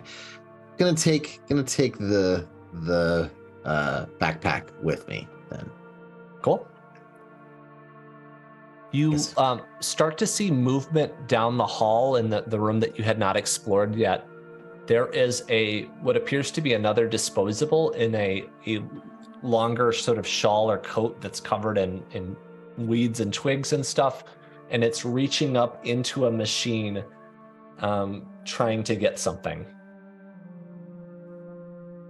But that's all you can see from the sort of opening in the room. This is all sort of like very smooth and circular and sort of organic, but very, very kind of pristine and clean, at least in this area besides the fur. So it's still functioning. Sorry, go for it. Yeah, no, sorry. So is it, same question basically. Is it look like it's like stuck in a position, or is it actively like doing an activity? It looks like it's actively doing, and it's changing its position and trying different things, but not very quickly, but it is. Looks like that a robot trying to get into reach up into some kind of dispenser of some kind.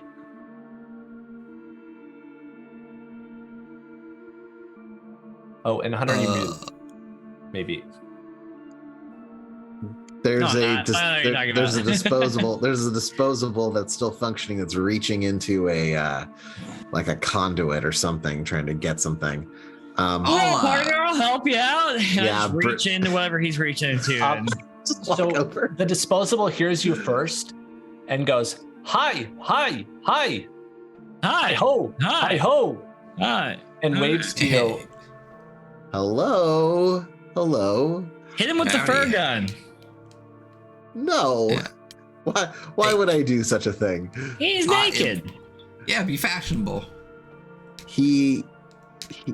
They have plants growing off of them, correct? Yeah, weeds and sticks and stuff. They're image number 5. You look in your. Oh, so they are well covered. They're fine. Yeah. Their coat is interesting in that it has sort of a zebra pattern to it underneath a lot of this stuff that looks shiny and quite fancy. Ooh. But also covered in crap. Hi, do you want help reaching the thing? Work we go. Hi ho, hi ho. Oh, I see. And the disposable points to the machine and tries to put its arm up again, and then taps its throat. I reach into the machine. Can I try to grab whatever it's grabbing? You feel like a mechanism, but there's nothing. Like it feels like some kind of vending machine, but you don't feel like you can. The vent sort of comes up and stops you from getting too far. There's sort of that flap door that they have. So can I use my mechanical repair skill to try to get it to release if there's anything still inside of it? Yeah, why don't you make a stat check at advantage for that?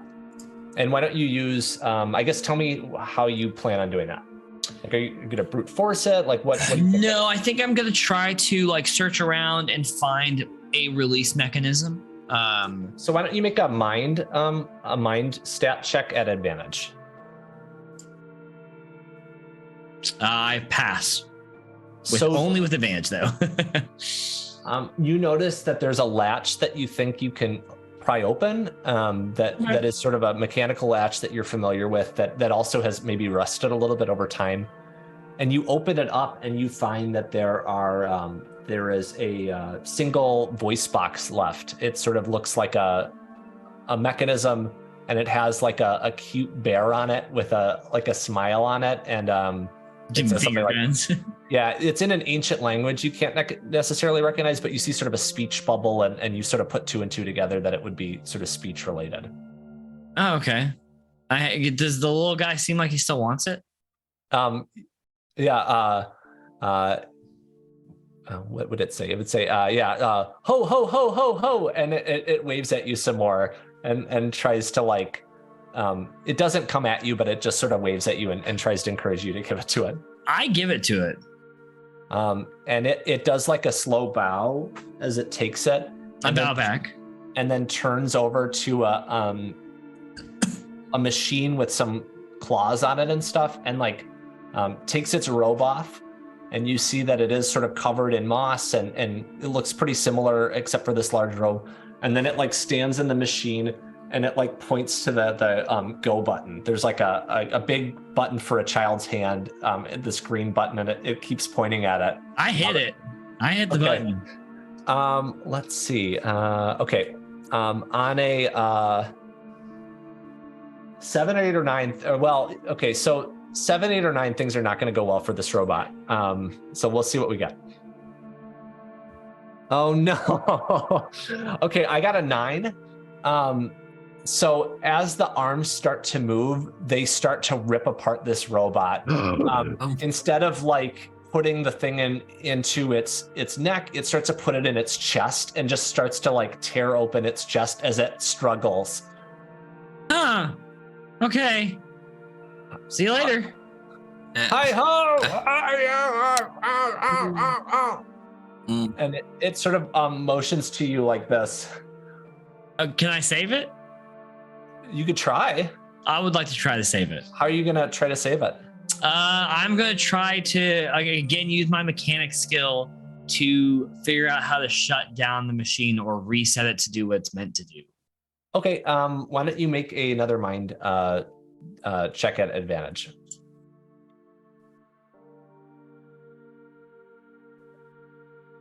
So you so good stress from failing. You didn't critically fail, did you? No.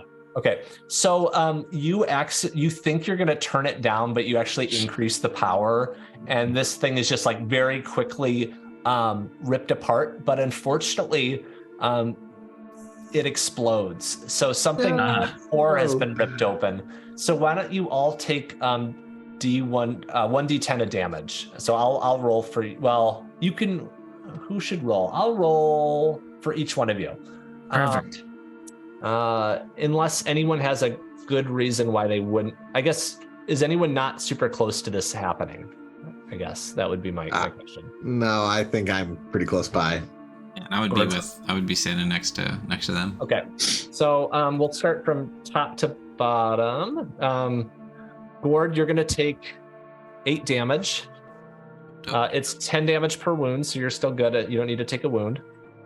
Mm-hmm. All damage in Cloud Empress uses exploding die. So if you get a 9, I'm going to re-roll it and add it to that total.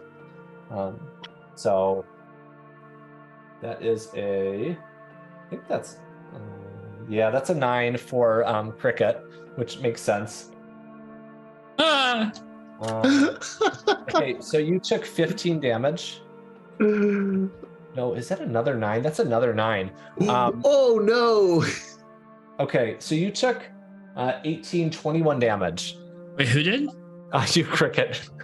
Oh man. So you're gonna roll 2 wounds on the wound table, and you're gonna want to try to roll low on those wounds. Okay, well, let me pull up the wound table. And then I'll roll for Bryn. Here's the. Bryn, you took 3. All you right. can subtract, actually, Cricket, if you have any armor, I don't remember. I have 10 points of armor. Yeah. Oh, awesome. So you subtract 10 from that. So you take 11 damage. So you just roll a single wound, but your armor is going to be totaled. Okay, well, total my armor. You still, You could still carry it with you if you want to keep it, but it's not going to provide any. You could get it repaired later, but it's not going to provide any benefits until it's repaired. And then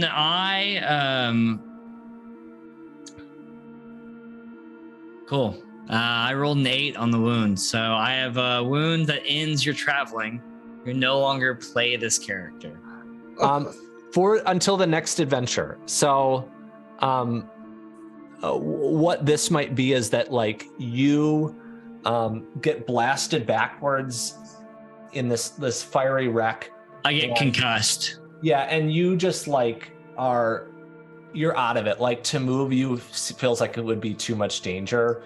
And so I guess it's up to Gord and Bryn what you're going to do about that. Like, are you going to head down? Are you going to head back and end the adventure? It's sort of up to you at this point. Hunter, we'll give you a new character, or we'll certainly. How are we going to get you up that ladder, man? You're I think we have. boned. I think we have like 10 minutes left. I think you guys should keep going. I'm down to just hang and enjoy this. So I'll be here. I mean, or I can just reroll a new character. It takes 3 seconds. You're gonna Hunter, the praying disposable robot that watched this all happen sort of starts praying next to you, and as it's praying, it decides that it's going to join. There we go. Join the other players, and now you're going to be this sort of reverent other disposable, but your stats are going to be like 20. You're going to have like really bad stats. Perfect. That's amazing. I'm super down. You have like no chance of failing a reality fear save, but you have like 20 for all your other stats. Okay, perfect. And like maybe 1 wound or something. I don't know. Okay. Do we have any other rooms to explore in this area, or is that the? There is. There's one more across, right? Oh, and you should all. I think you should all make a panic check. Yeah, that's a good idea.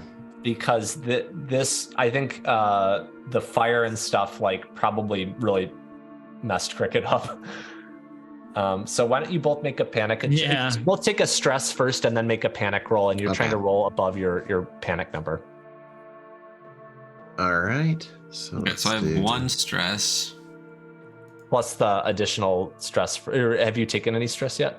This is my first stress. Okay, perfect. Yeah, so you're okay. Pretty chill dude. I have 2 stress. I rolled a 4, so I believe I'm good. Yeah. The cowboy's fine. Gore, did you pass as well? I did. Yeah. Okay. Yep. So, you're pretty early in the adventure. I guess you're kind of, it comes with the territory of going in this tunnel, maybe.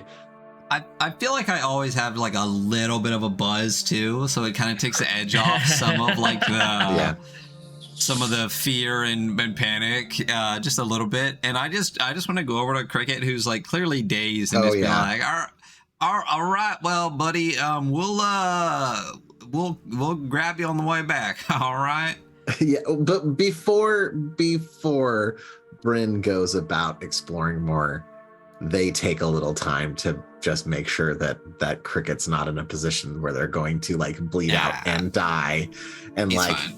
And basically get them like in the like recovery position, not gonna let's just check him in one of them sleep pods. We can like shut it and like. Oh, that's a brilliant idea. Let's do that. A little praying robot's just like, I'm just like following you guys around. So you load Cricket into the sleep pod and I guess shut the door. Do you do anything else? Not all the way. We'll make sure it's like mostly closed, but not. Yeah, it's just cracked. This is exactly where it's gonna die. We don't want it to turn on or nothing. Can I also just rummage his body real quick for something that could help while he does not need the use of it? I guess you can take whatever you want. I guess that'd be up to Cricket. What did you have on you? I had a broken exosuit. I had my statue. And a bag of red potatoes. Oh, my water bear is still. Yeah, hello, little tardigrade. Yeah, no, I'm just gonna snatch that and just like stuff it in the sleeping pod too, and he can just keep. I think the tardigrade would like kind of stay behind with Cricket. Yeah. There you go. Because they're pretty loyal to couriers, I would say. Oh yeah. So I rummage, and it's not much. There's not a rummageable stuff, so I'll just leave him with his things. You don't want my statue? My statue weapon? Bludgeoning statue. It's 2d10 and it ignores armor, so you know. Ooh. And I'm out in blades, you know. Yeah, okay. I got an edge lord.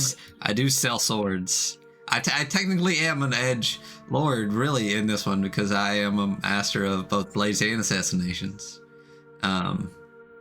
Anyway, so off we go. You have fun there, Cricket. We'll be back. Oh boy. Okay. He's so totally not responsive. we go into the other room. There is a disposable. It is a greenhouse. So there is a glass window. It seems like a long tunnel up, and there's some actual natural light, or what you perceive to be natural light.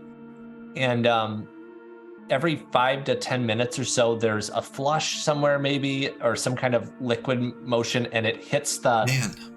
It's like every 50 minutes, but you've seen it happen maybe once now. The water flushes down and goes on the greenhouse, and there's cracks in it that the water drips down into buckets. And the disposable that has a small, several flowers growing from it, stands up, slowly grabs the water, and then starts to pour it on what look like some orchids in the room, and then puts the bucket back, and then goes back to sleep. So that's kind of what's happening in this room. There's sort of what looked like intact planters that have been broken open, but flowers in sort of dirt piles around the floor and on the shelves, and flowers that you've probably never seen before. Bit of a testament to the ancients that these disposables continue to function like this. Yeah, quite spectacular. Flowers we haven't seen before. Yeah.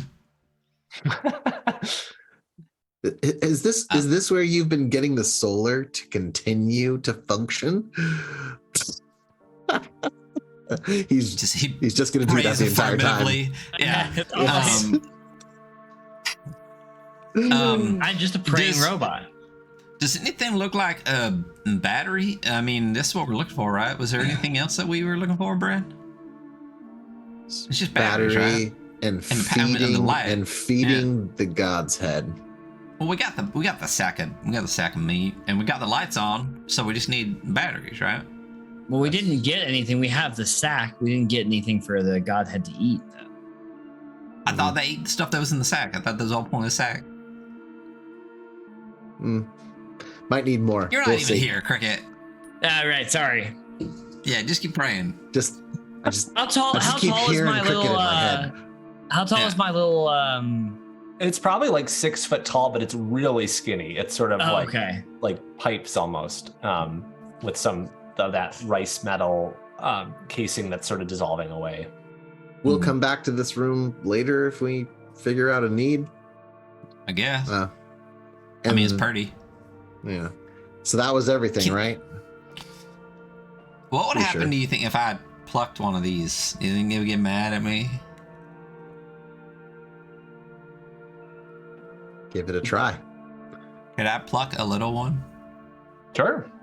Yeah, I want to pluck. Well, not like, I mean, I don't like one that seems pluckable, not one that's like, man, I should leave that one alone. It need, you know what I mean? Yeah. So you pluck a small flower, maybe put it in your jacket or hold it and look at it. Yeah. Again, it seems like a very, flowers don't grow like this anymore. It seems pretty fragile in a difficult world. And so far, nothing. Yeah. Kind of makes you think a lot, don't it? Really does. Who said that? Right, well, anyway.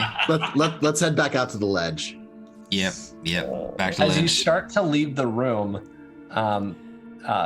fraying disposable and watering disposable both starts to walk towards you, sort of trying to grab you, essentially. Dissuade us from leaving? Yes. But they are pretty slow moving. And they're specifically going for you, Gord. God damn it. So I'm just going to put the flower back. And then the watering robot stops and the other robot stops. Well, I mean, of course, it's fine. I'll leave it. All right. My elders told me once that flowers used to be used for medicinal purposes. Perhaps those flowers are valuable. Well, I don't want to be slowly chased around, so we can just leave it, and I can snag it as we leave if I really want it. But I feel like I don't care that much. Moving that slowly, there's no way they could catch us climbing up that ladder. So, yeah, on the way out, to the ledge. I feel like it'll be like one of those like snails that chases you forever situations, and I'd prefer not to deal with that. Sounds good. Okay, we go back to the ledge and look down. So, as you get to the ledge, there is a large face looking at you. It is sort of what looks like metal skeleton face with a single red eye facing you. And it looks to be attached to the large elevator platform that has gone to this level to meet you. Oh. Howdy. Hello. Rin bows graciously to the giant metal head. Are you the Godhead? Godhead? Boney? Are you talking about Big Oregano? God, everyone's always coming to see Big Oregano over here. I'm doing a southern accent too. I'm not going to do a southern accent. Listen, it is contagious. Everyone always wants to see Big Oregano. No one's ever wants to see Little Oregano. Are What's the you difference? Little Oregano? Of course. And can you introduce who you are beyond your name? What purpose do you serve? I like playing games. I like making friends. Do you want to be my friend? Yep. It's awful lonely in this tunnel. Yep. Do you also eat sacks of meat? I could try. No, I mean it's all right. Maybe. Yeah. Listen, but what is your current? So when we look at, is this some like robotic thing on the elevator? Oh, is it the elevator itself, it is like, or it is? So the elevator is two like rails on the sides. It's a flat circle, and then in the middle, it's sort of a mound that is like a spinning skull, like that's sort of built in. It's not like exactly like a skull, but it looks like a robot face that's kind of creepy, like a skull with a single red eye. On the side of it, there's no railing, and on the side of it, you see what looks like Vani's corpse laying sideways. Oh, hey, so what's that right there? Oh, that was Vani's not a good friend. I don't like Vani. Oh, I wasn't that much of a fan either. Yeah. Vani's always coming down here. I hate Vani. He's always messing with me. Always asking me to do stuff. Never wants to play any games. Right. What kind of games do you like to play, Little Oregano? Fun Why games. would you ask that? I'll take you down to Big Oregano. It'll be fun.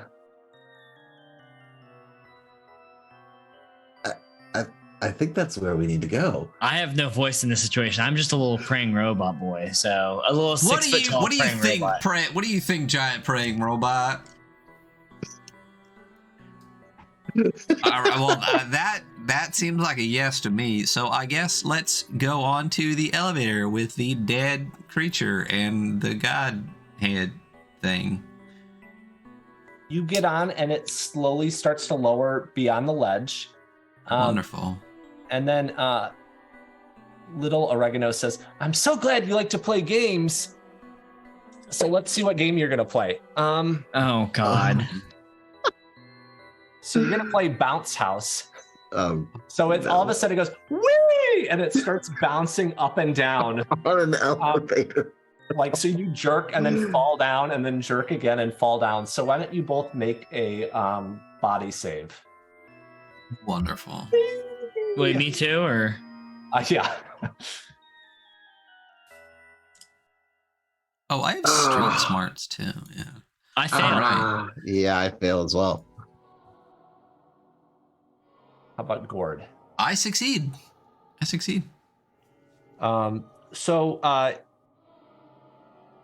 Gord, I don't know what you're thinking, but you probably just cling on and maybe hold on to the little oregano head itself. Mhm.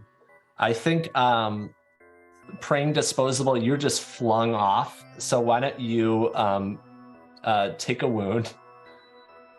And Bryn, I think you have a chance to catch onto the side.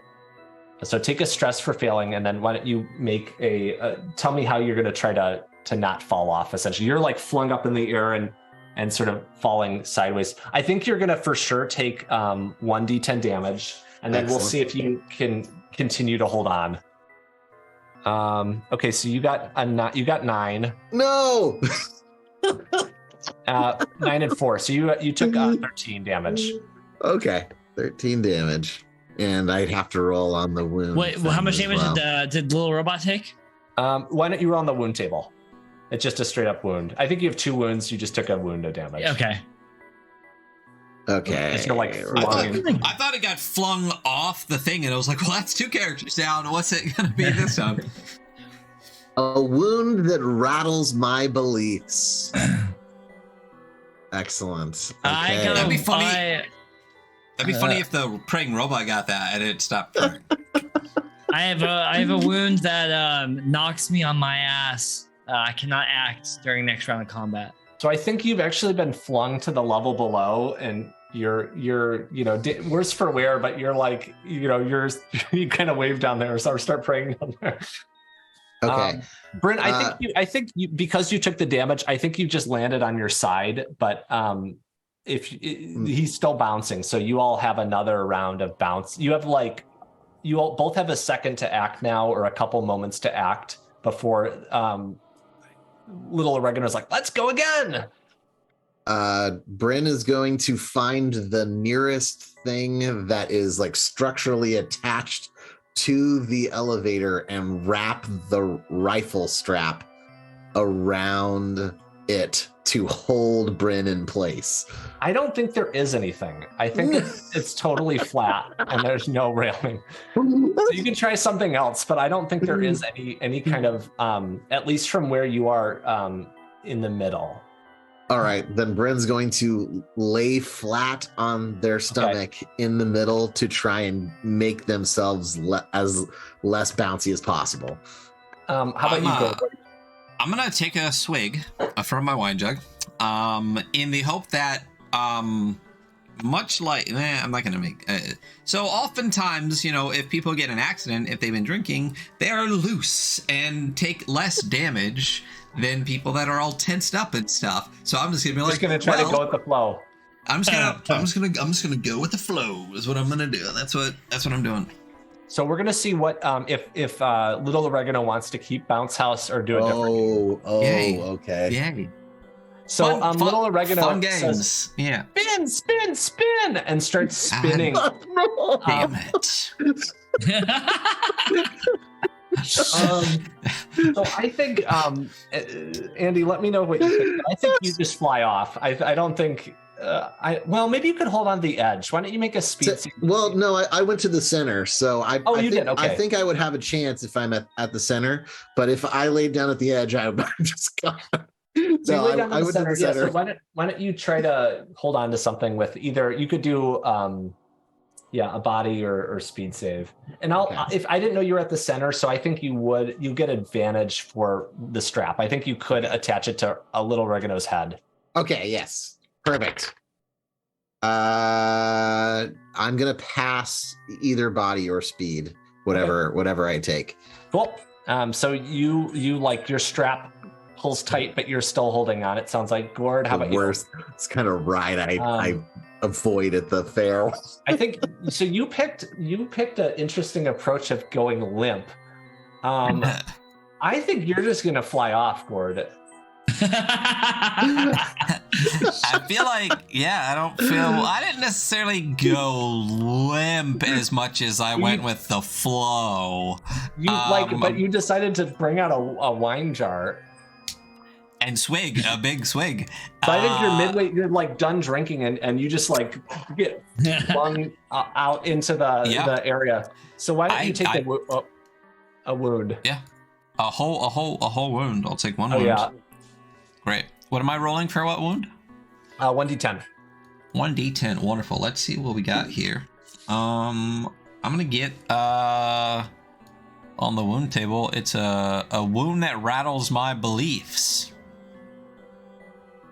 Yeah. So welcome to the club. So Bryn and Gord, like, how have these like experiences changed you? I think little Oregano's like, where'd you go? Where'd my new friend go? And starts to spin around to look for you. You land next to Praying Disposable, and you see like there are a number of other skeletons and Bonnie's corpse like in this area that have all been kind of flung down here. Now you killed them. You killed them, little Oregano. Oh, it's not my fault. They should have played better. No, your games are terrible. Every single one of them is a terrible game. You don't want to play anymore? I would love to play a game with you that wasn't about killing people. I'm not killing people. I'm having fun. It's not my fault you can't hold on. There is no difference, little Oregano. Fine, well, I'll let you off then. You don't want to play anyway.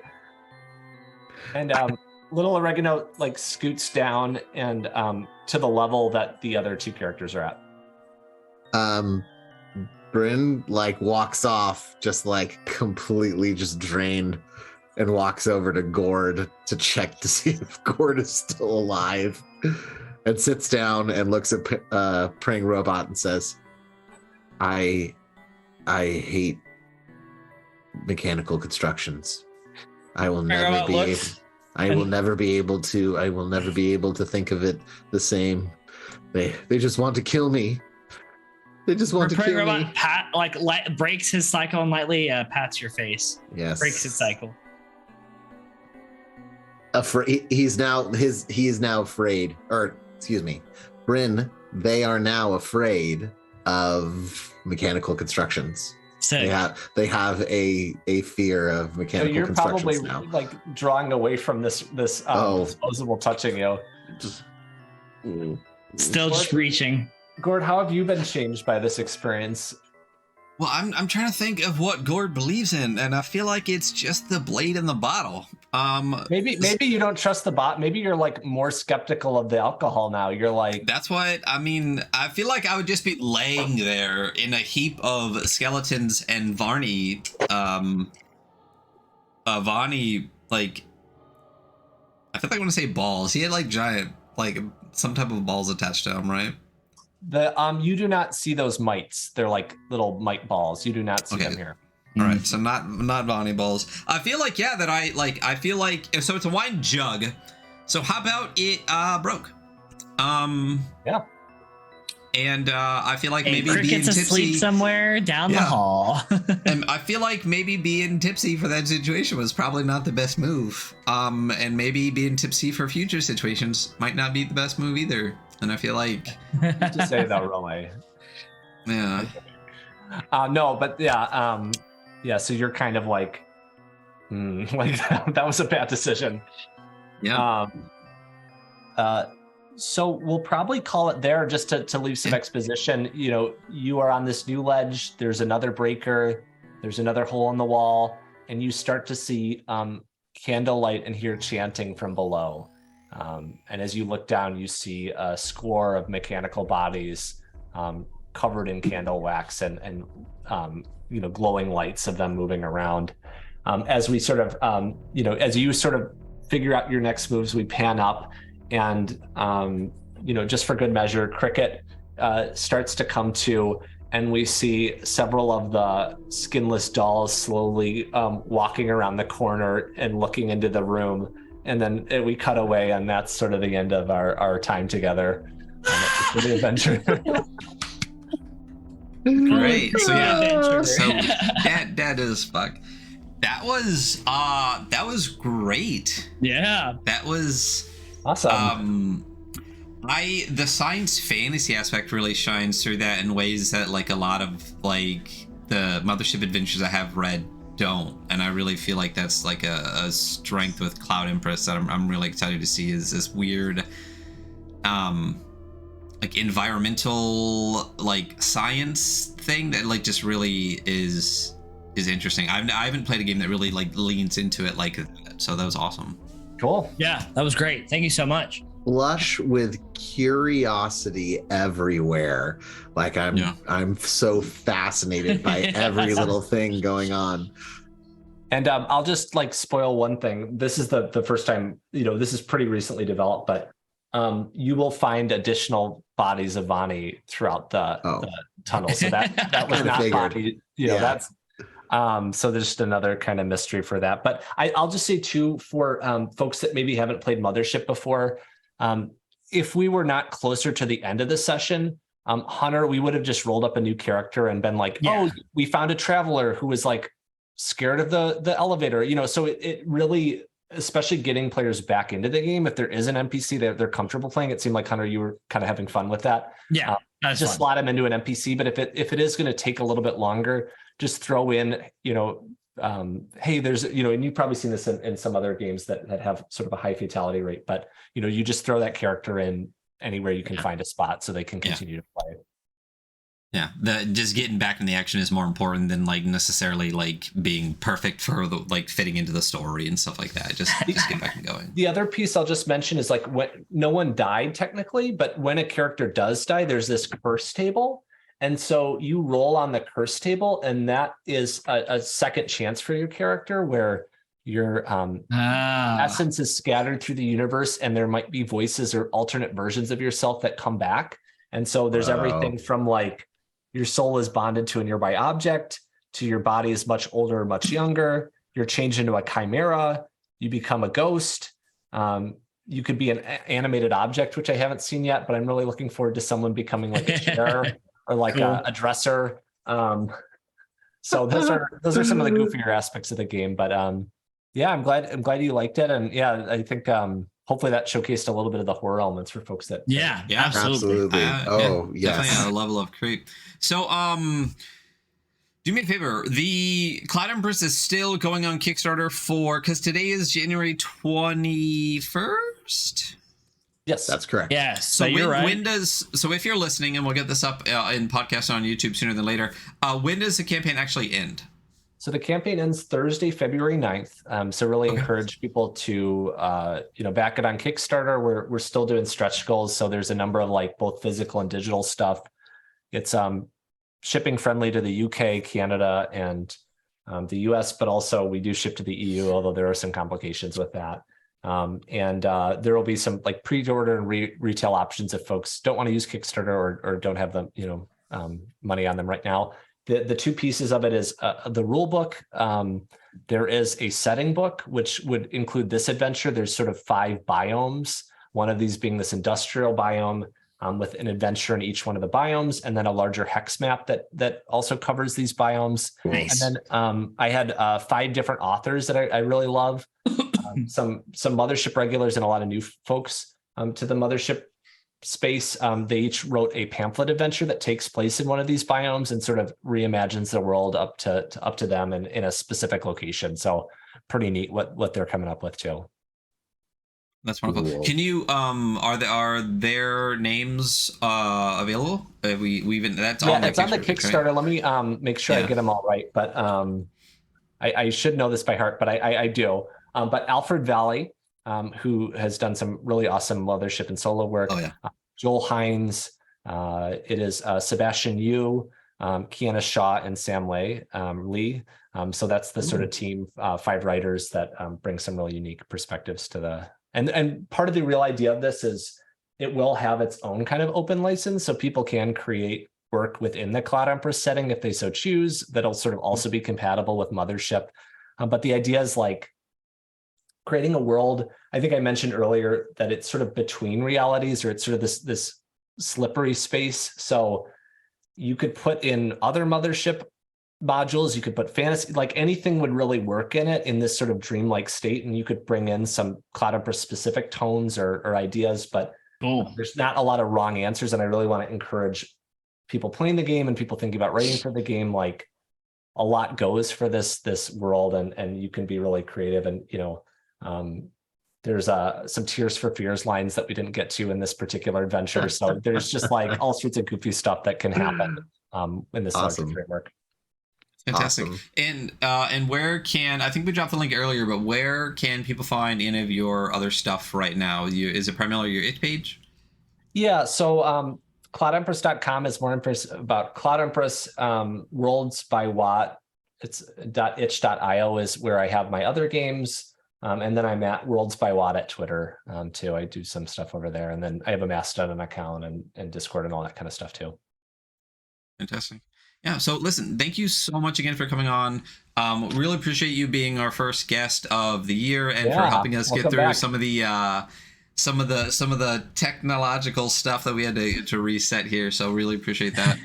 And just really excited for Cloud Empress. I can't. So what is the what's target fulfillment to actually get this in our hands so we can start playing it on ourselves? Let me see what I said on the kick. I mean, I do tend to try to use pretty conservative timelines. So ideally it's around August to October. So it's about 6 months is the plan. We'll just see. The one challenge about the project doing so well is there's just like more happening in it, more copies that I need to deal with, and distribution gets a little slower. All of the stretch goals are really meant to not be more content in terms of like stuff that's going to delay the project. That's one of my obviously pet peeves of Kickstarters is like, 100% more content, but it comes out 2 years later. So I do want to get this to backers within a reasonable timeline. So I think I said, let me look. I think somewhere between August and October. But the digital files will be out probably 2 or 3 months before that, so people can start playing with those. Obviously, the rule book is, well, maybe not obviously. The current work in progress rule book that we used is online right now. The introductory adventures online, the character sheets, and I post free monthly content on my newsletter, my worldsbywatt.substack.com. Is that how Substack works? So you can follow me over there too if you want some content in the meantime. Great. Fantastic. Nice. Super excited. Yeah. And again, thank you so much for being here. Yeah, We are the Weekly Scroll at the Adventure Archive. You can find us the Weekly Scroll on pretty much everything, or the Adventure Archive, Twitter, weekly_scroll. Our links are on the stuff. If you're listening or watching this, probably isn't your first time. So definitely, if you're watching this and you didn't watch the previous episode, that is an interview we did with Watt. So definitely go to the Kickstarter, check out their itch page, do all that kind of stuff. Fantastic creator. Again, thank you so much. And that's it. Thank you so much. That's it. Bye. Farewell. Bye.